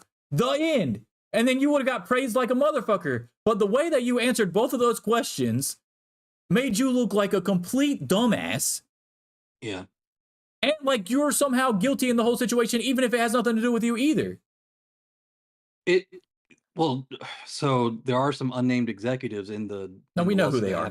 We know who they are, yet. but that doesn't mean he had anything to do with the actual shit that happened. No, but it does mean that if he knew that then it looks bad. No, that I agree with. Obviously, when not just for the board stuff and Vince coming back, but also because when you get asked a question like, okay, what are you doing to make sure that employees feel like they have somewhere to go if this is happening to them, or like, and what he said, I know it's going to sound like a broad statement, but everything possible. No, you're not. I want specifics, motherfucker. What are you talking about? Everything possible. All he just had to say is like, we're trying to foster a culture of transparency where people are comfortable going to superiors or going over their superiors' heads to go like talk to whoever they need to talk to. Our lines to HR are always open. Like and I want to encourage anybody who feels like they're experiencing anything even remotely similar to this within the company, you can come to me. Like, do not feel like you don't have an outlet for us to address it. Like that, it's not that hard to answer this fucking question without even. There doesn't even have to be like a formal thing in place for him to have answered this question in a way that was much more like competent and empathetic than he did. And it's not even like a thing like where you can say like, oh, he's new to the job. He's been in the job long enough now where he should know how to answer these questions. It's not his first month taking over as COO. You get what I'm saying? Like he's been in this position long enough. He's been a suit long enough to answer this question and not come off like a complete dumbass. And if he really wanted to like ingratiate himself with fans or with, people that are more aware of what's gone on internally and culturally in WWE for a while now, he could have even referenced the Bill DeMott stuff. And he could have said, there was an issue with one of our head trainers almost a decade ago where we had a lot of people like bravely come forward and let us know that there was a problem with that. And we ended up having him tender his resignation as a result of that. So we do want to encourage people to come forward with, their stories and issues. And like, I want to make everybody aware that, I'm always available. If you feel like you can't talk to me for whatever reason, then, our HR, blah, blah. Like there's so many ways to answer this. Yeah, he could have even thrown in like, you could come to me. It doesn't matter who it's about, even if I'm related to them type deal. Like it doesn't matter because that's one of the aspects why we think more than what the fuck you're saying is because not only were you very dismissive about all 3 or all 2 answers or whatever, both answers to you, and then Cody answered it better than you somehow. When he was asked about it. Which is why he kept referring to Cody's answer. He did it like 3 times. It's like, as Cody said, well, just fucking have Cody come on there and talk then. Yeah, I mean, why isn't Cody COO? Put Cody on the board. And fucking, right? So when he says stuff like that, and I'm like, oh, you're related to the dude that this is about. Yeah. You've been related to this dude for a long, long time. He's the grandfather of your children, of your daughters. You don't have anything to say whatsoever. That's fucking weird. Yeah, literally, just the phrase, the allegations that came out are, they're terrible, they're horrifying, and blah blah blah, and like just anything about it aside from I don't want to talk about it, let's focus on the positive. Like, bro, come on, the fuck are you doing? You know these people have media training and they just still like drop This the fucking isn't ball. okay. So this isn't like There's no CM way Punk this got in is a a fight with somebody surprise. backstage, and then you're like, "Oh, I don't want to talk about that. Let's focus on the positives." That's not Yeah. like that. I would understand that a lot more, right? Like, so if Tony Khan came out after All In, right, and said, and somebody had mentioned the thing, he was like, "Yeah, I don't really want to focus on that. We just had the biggest show of all time. I want to talk about the positive." That's fine. We're talking about something in a completely different fucking realm of seriousness that we're not, that we're just ignoring. Prep for, as opposed to it just happening like 2 hours ago. Nick Khan had plenty of time to know. prep him too, because he was at the fucking Tampa fucking Superstore thing for WWE, the event. So you had plenty of time to talk about it. Way he didn't know he was going to get a question. The fact that nobody in PR or legal or fucking like media, like they've got to have people that had to have prepped him for this fucking question, and for him to answer it so poorly was just like very shocking to me. Like it's surprising how bad it was. All right. The only worst answer would have been like, I don't care, or like, I thought it was cool. Like those are the only two worst answers. Yeah, I mean, I'm thinking clearly Brock already felt the wrath of it because he got taken out of the Rumble, right? Yeah. Bruce Pritchard probably going to get let go soon, and whoever else came back with him, with Vince after this last time he came back. There's reports that fans want Stephanie back, but we don't even know what the hell she knows either, technically. Although I'm firmly on the side. See, the thing is that Paul Levesque had such a golden opportunity to distance himself from the entire thing, because it was Nick Khan, Paul Levesque, and Stephanie McMahon who vetoed against Vince coming back in the first place. Yeah. Okay. And he could have. And said then, that. like, they had this in the bag.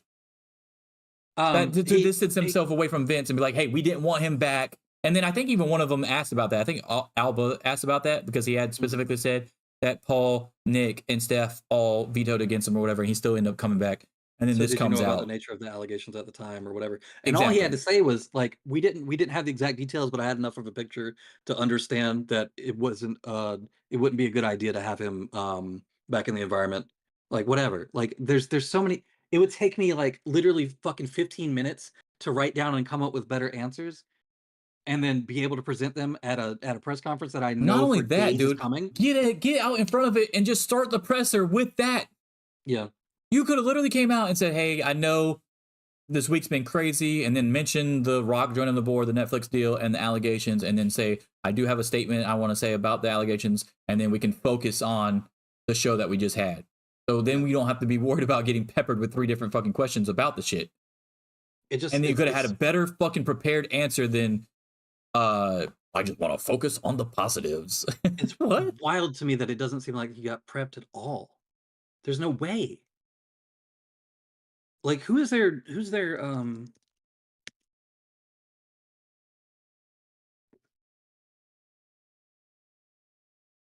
I guess it'll be for TKO now, right? So, correct. But the highest people over there are on the board. They have to have a lawyer. I'm sure you got Ari Emanuel, you got Nick Khan. They could have all wrote something too. They could have all said something. They all know how to fucking talk about shit like this. That's crazy, dude. I don't get it. I just don't get it. To me. I'm glad he's getting cooked like a motherfucker online, because Tony Khan got cooked about that Jericho stuff that Nick Hausman reported on, and then got cooked even more because he just happened to be wearing the fucking Tony Storm hat and glasses or whatever when he was asked about it, and then that was a big fucking thing. So it's nice to see Triple H getting fucking cooked right now, as well as he should, because Tony Khan answered the fucking question. At least Tony Khan answered the question, dude. Yeah. I mean, and again, the situations are so disanalogous just because with the Tony Khan stuff, especially with All In, like that had just happened a couple hours prior. And this, Triple H knew about this for days. He had plenty of time to prepare a better answer. It's just Made no sense to me. It was long enough for the dude to already step down. So you had like 3 different stories about it in the same week. So you progressively saw the story. There's no way you don't have anything prepared. There's no way. Yeah. Let me see. Hold on. Maybe he thought he was going to get Taylor Swift questions. Maybe he thought it was going to be another easy layup fucking presser or whatever because it was Royal Rumble or something. I don't know. You only had 4 matches. It wasn't like there was a lot to talk about. So this happened between 2019 and 2022. And the report came out on January 25th. And yesterday was the 27th. So he had 2 days to both read the report, which he claims he didn't do, which is fucking insane. I understand being busy for like Royal Rumble weekend or whatever, but if you know somebody's going to ask about it at the fucking press conference after the fact, maybe you should read the report. And they're your father-in-law. Even still, like, if it was just Laurinaitis, I would even understand it more because you're not connected to them. Like, it's your father-in-law. You're related to them. What do you mean you didn't read it? And it was happening while you were like COO or not COO. Well, no, what was he? What was his title when? Because it was within that 3-year period. It said it was 2019 to 2022. Like, it's so crazy to me that he didn't. I don't know. There's a lot of people saying that's when he had the heart issues too, so he wasn't around as much. But it doesn't matter. You still read the report. Yeah. Yeah. Very disappointing. Very weird. I definitely would have expected something. I'm better. glad he's gone. I'm glad Vince is gone. Like, I would not be shocked. Okay, so Bruce Pritchard's definitely gone, right? Because he came back with Vince, so he's gone. Then you've got I don't think Laurinaitis came back, but even if he did, he's gone. But I'm pretty sure I don't think he came back either. In fact, he needs to be getting divorced from the Bella's wife, or Bella's mom, rather. Get out of there. Well, he is their wife's husband. Correct. Good one. Well, I mean, so long, Vince. Deuces. I'm done. I'm done with that shit. It's so annoying. The Brock Lesnar thing, dude. That's Lesnar can't come back. Here's what I'll say about Lesnar. And people might not like this as much. From Lesnar's point of view, I don't feel like would have had as much of an understanding of what the relationship was between them. And you could say like maybe he should have had some idea because she was his subordinate or whatever, or she was Vince's subordinate or whatever. But from Lesnar's point of view, it might have seemed a lot more consensual than it really was. Because if you get told like, oh, I've got this girl that I see on the side and like she'll fuck you, she wants to fuck you. Hearing that, your first thought isn't she's being sex trafficked to me. It's that they have some relationship and he's probably a fucking cuck and likes to hear about his girl getting fucked. So there's a weird line there that I don't think the stuff that Lesnar was involved in you could say was as bad as Vince, who was knowingly like manipulating and grooming and like exploiting her. Whereas Brock's thing is not. It's hard to say. There's a distinction there. And I think the distinction is in the level of awareness that he would have about her level of consent to the entire thing. Because if Vince came to him and just said, oh yeah, I've got this girl that wants to fuck you, that's a totally different scenario than what Vince was actually doing. But the problem is that I don't think Brock should have even entertained the idea at all because of what already had transpired from the Dark Side of the Ring episode when he was already looked at in a bad light because of what he did on the airplane from the plane ride from hell. So you were already not in a great position after that, even though it wasn't as bad as Ric Flair or Tommy Dreamer's dumbass comments at the end of the episode. But you were still in hot water with the audience that is paying to see you or that's going to have a backlash to get you taken off the fucking show, which is exactly what the fuck just happened. You were supposed to be in the Royal Rumble and you got taken off because of these reports that came out. Because it was very easily... if we can figure out the Bray Wyatt QR code shit and the entire story and all that, we weren't going to figure out fucking former WWE champion and UFC champion. Right. The amount of people who replied to that, it could be Riddle. Was Riddle a fucking heavyweight champion? Did you read the fucking lawsuit at all, you idiot? Like, what are you, like, these people are so dumb. Like, they're commenting on shit they clearly haven't read. That was one of the most common comments I saw. I replied to a couple of people, and I was just like, it says UFC heavyweight champion. Like, what do you mean? Anyway. Of course not fucking Riddle. But yeah, there's going to be a lot of fallout from this. Going to be a lot of change, and hopefully for the better. And to be clear, I'm not defending Lesnar. I'm just saying that No, I get what you're his saying. I awareness of understand. it is going to be different. Yeah, but also he's probably fucked too, honestly. Well, He's and also probably he was still cheating on his wife. correct, which is also weird. Like you have saved Unless house. unless they have an open relationship, which you never know too, because he is on the road a lot or whatever. But Some people even just so, do that. like, okay, so like a dude that has I think his daughter is in Colorado State Mhm. as the national shot put record champion holder or Dude, whatever she the fuck looks it is. so much like him. It's so crazy. Yeah, it's weird. But anyway, so as a dad, right? Like literally as a dad, if you're in Triple H's position or Brock Lesnar's position, you're not sitting there and telling yourself like, dude, put this in my shoes. Like, would I want this to be like? How am I not reading this report? How am I saying yes to this chick that's trying to be given to me by this old man over here? Like, think about it for like 2 fucking seconds and put yourself in the shoes of that person's father and be like, hey, would I ever want my daughter in this position? And then it's like a light bulb should fucking go off in your fucking head that this is not right. Yeah. Instead of dismissing it like it's no fucking big deal, like I want to focus on the positive line, is so fucking annoying to me. Because like we said, and like everybody else has said online, there was so many better ways to answer that question, and you completely fumbled it. And you had the inside track already to distance yourself from the man because you were one of the 3 people that vetoed his return in the first place. Yeah, it's weird they didn't jump on that too, because it would have been such an easy. That was a layup. That was a layup question. It was, hey, you knew. I mean, you knew something obviously because you were one of the ones who didn't vote for him to come back, and then he came back. I mean, then the question would be, why didn't you go public with it? But then the answer to that, Just ask him straight up, why did you veto him coming back? Yeah. What were the reasons that all 3 of you vetoed him when 2 of you were related to him? Why did you veto him? I want to know the answer. Well, the answer to that could be like we knew about the nature of the allegations, but not the severity. But even just knowing the nature of them was enough for us to not want him back at the company. That's such an easy fucking answer. And it's a better one. And he gets praised today instead of getting hammered. And the funny thing is, like, it would have saved him so much shit because then the people that would naturally be like, well, why didn't you tell anybody what happened and how bad it was? Well, we didn't know how bad it was. We just knew the nature of the allegations, not the severity of them. So even yeah, because nobody knew the details until this thing dropped with the 67 pages. Right. So yeah, I mean, it's just he needs a. It's crazy to me that I can come up with a better fucking answer off the top of my head in 5 seconds that he came up with 2 days to prepare. Well, we do that with storylines all the time too. I mean, that's what the show is. That's what the show is. We come up with better storylines all the time for AEW and WWE as well. Speaking of AEW though, let's get to something more positive here to end the show. Collision did happen at the same time as. We're gonna focus on the positives. Collision did happen at the same time as Royal Rumble. Ryan actually watched Collision live. I watched it this morning before we got on the show because I watched Royal Rumble live. I wish I could go back in time and change that, but I did have people coming over to watch the Royal Rumble, so that's why we did that instead. Let's talk about a few great things from the show.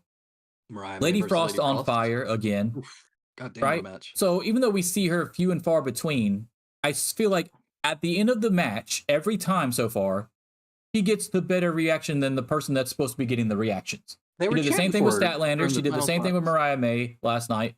She does it all the time. Athena, I believe she did it with Athena as well. Like she'll start out the match and we haven't seen her in a while, so she doesn't really get that huge of a reaction. And then like halfway through the match, everybody's like, damn, she's fucking good. Why are we not fucking pushing Lady Frost? And she's got like such a unique look too compared to everybody else in the division. Like she's muscular but not like fucking huge. She's got like short hair. She's got like a unique makeup thing. Her gear is pretty unique compared to everybody else. Got the sweet Mr. Freeze puns for all her names. Right. Like she does stand out enough to where you would think that she would get a bigger push. And I don't know if it's just because is she signed? Is she signed to AEW or no? Yes, she's signed. Yes, she is. Then I don't know what the fuck they're doing. I mean, I think they use her mostly in Ring of Honor at this moment. But like she needs to be on AEW. Yeah, she's really good. She's got a good look. She's like good in the ring. The match with Mariah May, I was watching during, like I said earlier, I was watching that during because it was on at the same time as the Women's Rumble, and I had the fucking Women's Rumble muted and in another tab. I didn't even see Jordan Grace come out because I was watching the goddamn Mariah May Lady Frost match. And you know, I've said on here before, like when it comes to women's wrestling, like it's not like the highest thing on my list usually. But I was like really into that match. There was some crazy fucking neck bumps that Mariah May took off some Germans. Like it was just a solid match. And then by the end of it, they're chanting for Frost even during the end sequence, whereas obviously she's about to lose. Yes, it is weird to me that they don't push her a little bit more than they do. I don't know what it is, but I hope they do. She's really good. Speaking of women's wrestling, kudos to Tony Khan for having 2 women's matches on Collision. That's what I want. I want 2 women's matches on Collision. I want 2 on Dynamite. I want 1 on Rampage, and I want 3 at the pay-per-views. 1 on the pre-show, maybe 2 on the actual show. That's literally my outline for women's wrestling in AEW that I think would benefit them, and people need to listen to me. So maybe Tony Khan does watch the show. I think he does. He's done some stuff. He might be one of our 4 viewers. He's done some stuff that's like, well, we get that's more weird views. because I just said that's what he needs to do. And it's happened a lot more than, me just making a joke about, 1 or 2 times. But Lady Frost is on fire. And then, of course, Serena Deeb returns to go against one of the Renegade twins and wins. And even though, yes, that was a squash match, and usually I would not count that, she got an in-ring promo by herself afterwards. So I'm counting that as a significant segment for women. And then you also had the Tony Storm backstage hilarious promo on Deonna Purrazzo. So there was 3 significant women's segments on Collision. I applaud that. That's great. That's actually my say something positive about this week in wrestling. So I'm very happy about that. So I'm happy to see Deeb. Deeb, he looks yellow, by the way. And she looked yellow. I don't know if it was the lighting or the tan thing that she used or whatever. But does she not come off as almost like the women version of Bret Hart in that promo? She kind of looks like a women version of Bret Hart. She wrestles like that. Her promo was kind of like that. It was weird. I was thinking Bret Hart the entire time she was talking. It's the flag. It's throwing you off. Oh, is that what it is? Okay. And then my other thing, obviously, about Collision that we want to talk about, obviously, is the cage match. Obviously. Yeah. Well, actually, I also wanted to talk about Danielson and Nagata. I mean, it was good. Well, the Danielson Kingston stuff throughout it, was also good. But yeah, the cage match. So when it was announced, I didn't realize that it was the whole team has to escape, not just one person. I knew that. That's what elimination style is. But what I don't like is that. Okay, so at first going into it, when I was watching, I was like, "Oh my god, they can escape through the door." But because of the way that it ended, I didn't have as much of a problem with it at the end because it actually played into the ending of the match.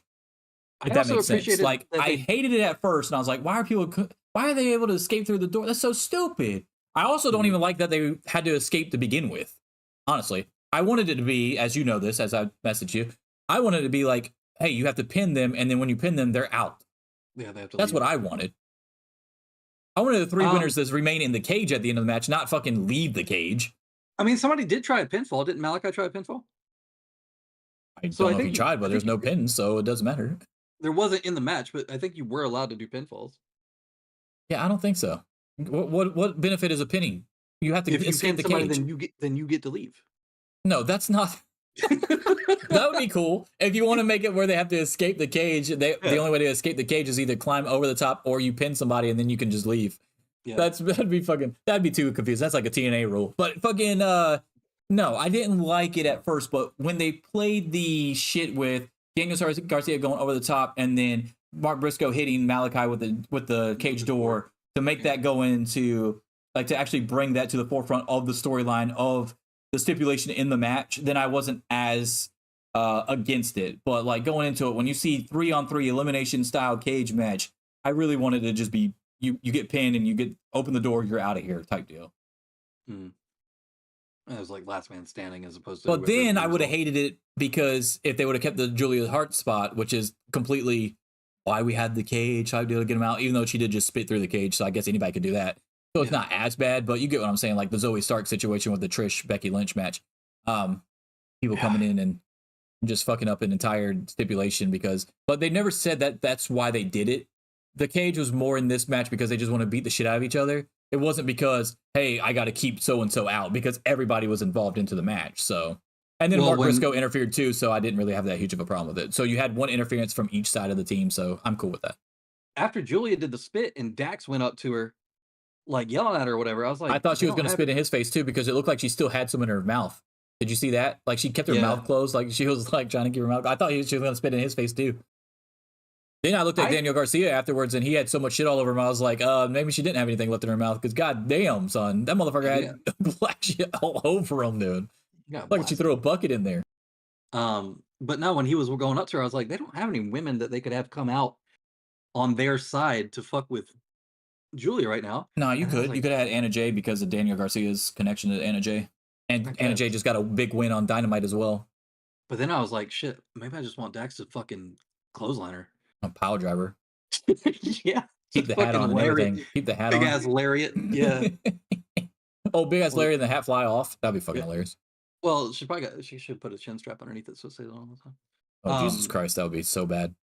Yeah. But the match itself was really good. I do like the way that they did. Mark Briscoe made sense, and then Garcia came out and he did the whole MJF storyline, but it actually made sense type deal. Yeah, cool. I like Briscoe being involved and then still being relevant at the end of it instead of just taking the table bump and then being out of it. It was like a neat way to package up.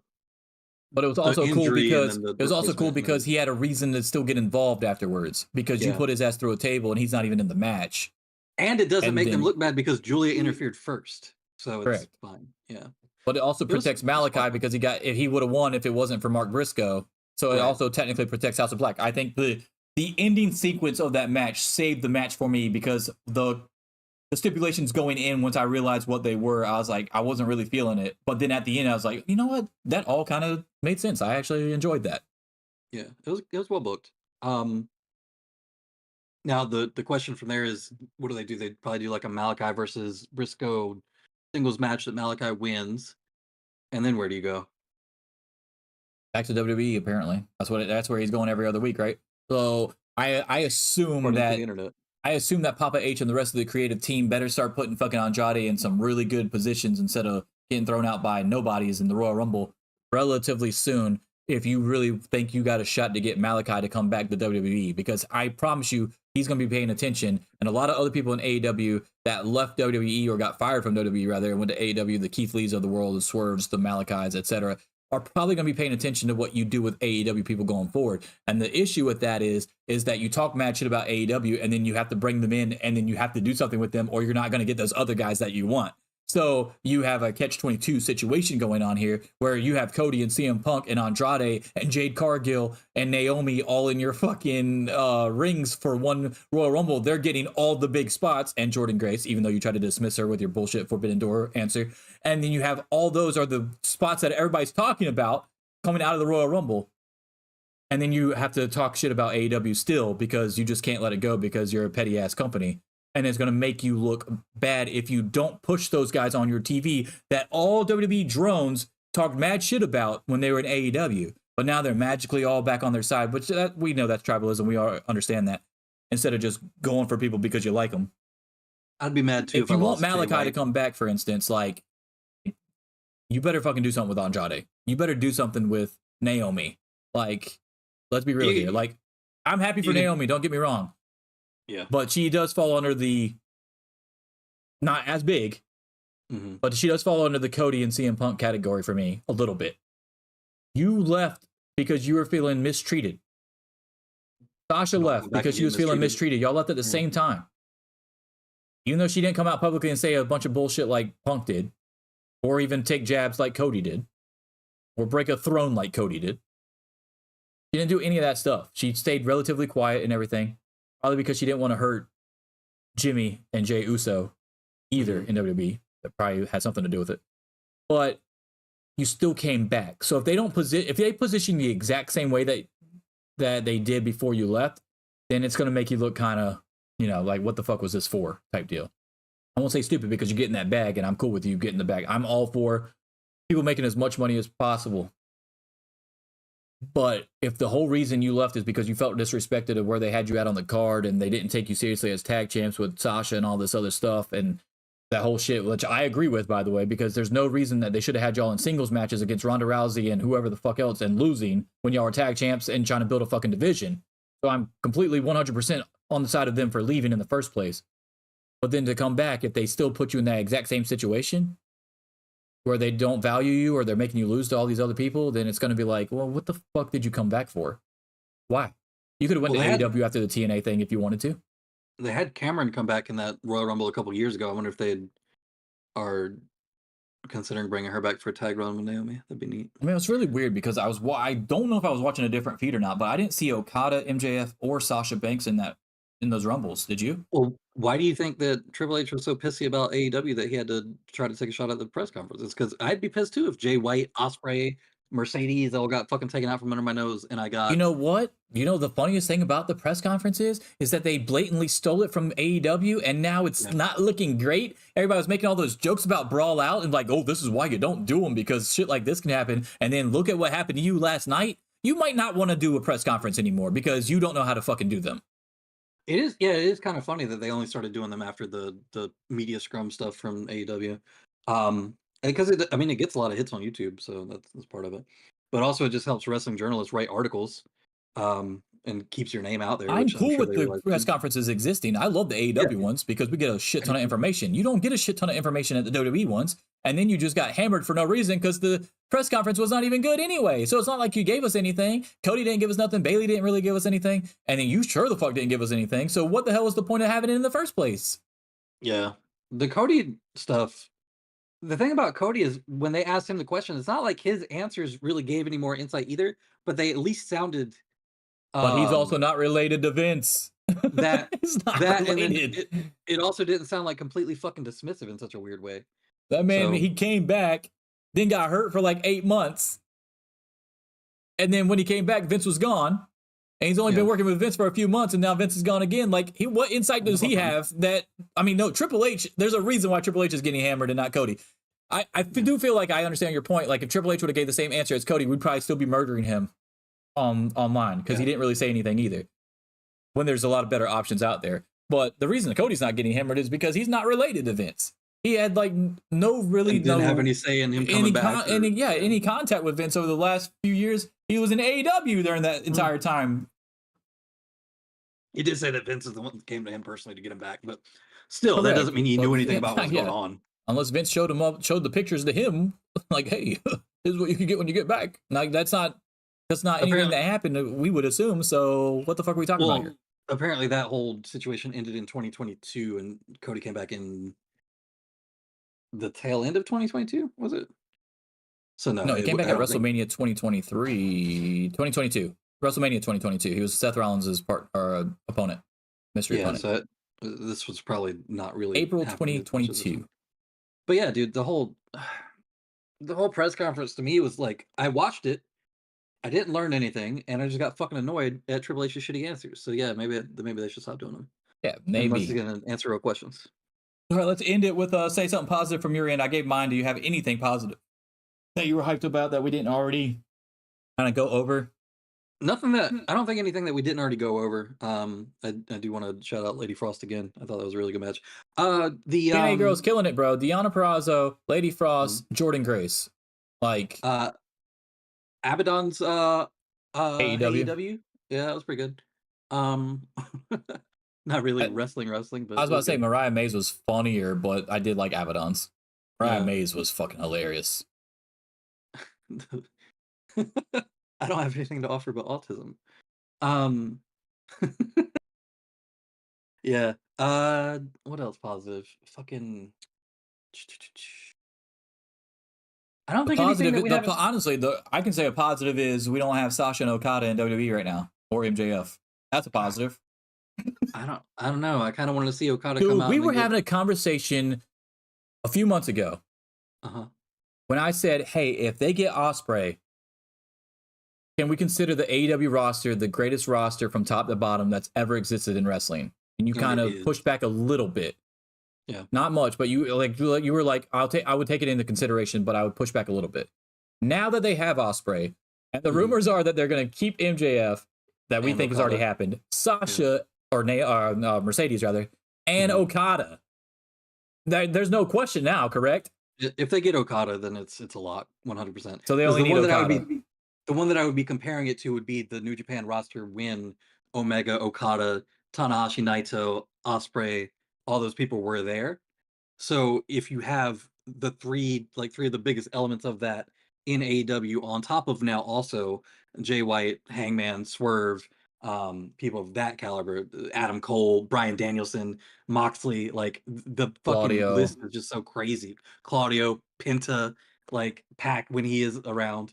Apparently he was backstage at a recent event. No, I just saw Instagram posts from Phoenix because he finally got his surgery, I guess. Mm-hmm. So Phoenix as well is in that group for sure. Yep. And you're gonna get Black Taurus. You signed him. Like Red Death if he ever shows back up. Then you got It's like don't even forget Garcia. like I mean everybody shits all over the women for some reason, but like their women's division is insane too. Taya Valkyrie, Athena, Britt Baker, Jamie Hayter, Toni Storm, Deonna Purrazzo, okay, like Serena Deeb, who just came back, Sheeta, like what? Chris Statlander, Willow, Riho, Yuka Sakazaki Sakazaki. if she ever comes back again. Like Amy Sakura. what? Like what are we talking about? Like their women's roster is just as insane. Abaddon. Julia Hart as far as she's come. Yeah, it's fucking Soraya, as much as I'm not as big a fan of her, is also like a big name there too. Yeah, Ruby Soho. At least they're doing something on TV. They have a storyline going on. I mean, like it's insane how like I would say it's up there. And then we didn't even mention House of Black for the dudes either. So you got like I know you were just kind of focusing on singles dudes, but like take into account the trios and the tag team division. Like no, like this would easily be. I feel like it is already, but I feel like it is when they got Osprey. I said that I think this is the best roster from top to bottom. And now you're adding in all these other pieces, like we said. You got possibly Okada coming over, MJF re-signing, Mercedes, which is a huge thing. Then you got Black Taurus from AAA signed. When Juice gets back, baby. Like what the Got the hell? whole roster. Insane, dude. Insane. And the crazy thing is because of injuries and how many people you'll have, it's going to be hard to all have those dudes at the same time. And I don't know if you even want to, not that you're wishing for injuries or anything, but like Adam Cole's out for a while, obviously, right? So like, it's going to be like, that would actually probably help you if you're Tony Khan, because swear to God, if everybody was healthy at the same time, like who the fuck are we pushing? Like it's insane. Well, they should probably do rotational 3-month off seasons for people. Like you're gonna I feel work like they already kind of do months. that, honestly. They kind of do, but it probably needs to be formalized in some way, where it's like we're gonna do this arc for you. You're gonna take some time off. We're gonna do this arc for you. You're gonna take some time off. Well, you can only really do that for the people that are willing to work indies to still make that money too, though. If that makes sense. Like if they still want to. No, I get that. I'm just saying if they want to make not necessarily money, but just stay not rusty. Yeah, that's true. Yeah. So you'd have to work the people that want to work other places or have no problem working other places or cool with working other places. You see that fucking Moxley Gringo Loco spot? That's what I'm saying. Shit like that. Yes. Fucking goddamn, dude. Or like the Osprey who wants to work in TNA a few dates or go back to Japan. So you got like the Osprey, the Jay White, the Moxley, the Black Taurus, the Jericho who works weird stuff every now and then too. He's doing the Jericho Cruise right now, but he went to fucking DDT. So like those people would be cool. I'd like to see more women do that too. Actually, you know what's crazy is we didn't even mention fucking Copeland or Christian when we were going over the roster either. They've just got so many people. Or Miro. But the thing is, the funny thing is like I understand Andrade left or whatever. Roosh, you still got Roosh over there, by the way. So like, I understand the narrative of hey, they have too many people, they can't push them all. But they're kind of pushing them. Yeah, everybody's kind of getting slightly pushed. They're all around. They're all doing shit. You have them all in a position where they can all win a title at any given point, and nobody's going to be like, "Hey, that came out of nowhere." Because they're most of them are on TV unless they're injured, and then some of them are still on TV when they're injured, like a Britt Baker, Adam Cole situation. Didn't even mention Sting, motherfucker. Well, Sting is about to be gone, but yeah, Darby, Sting, Sammy Guevara, Takeshita, Will Hobbs, Brian Cage, Starks, Big Bill, like it's insane, dude. Yeah. It's insane. The greatest roster of all time from top to bottom, I think. Probably. And that's now. That's not even with Okada. But if you get Okada, Sasha, and re-sign MJF, like what the fuck? Like there's no way There's no way MJF ends that story with him just getting fucking punked out like that, though. He's probably already resigned. I don't know. I hope so. But that's going to be the show for today. I will bring back Monster Quiz next week if I can get this other title made so we can all have all 3 titles up there. We'll get our first Monster Quiz of 2024. Since I should have more time now, since there's no pay-per-view I need to watch on Saturday. I should have more time to actually get shit ready. I appreciate everybody that came through to watch this huge edition of the MonsterCast. Enjoyed it immensely. Thank you for all the subscribers, the likes, the comments, everything. And we'll be back next week with another episode of the MonsterCast. Hope you have a great rest of your Sunday. Deuces. Bye, Tony.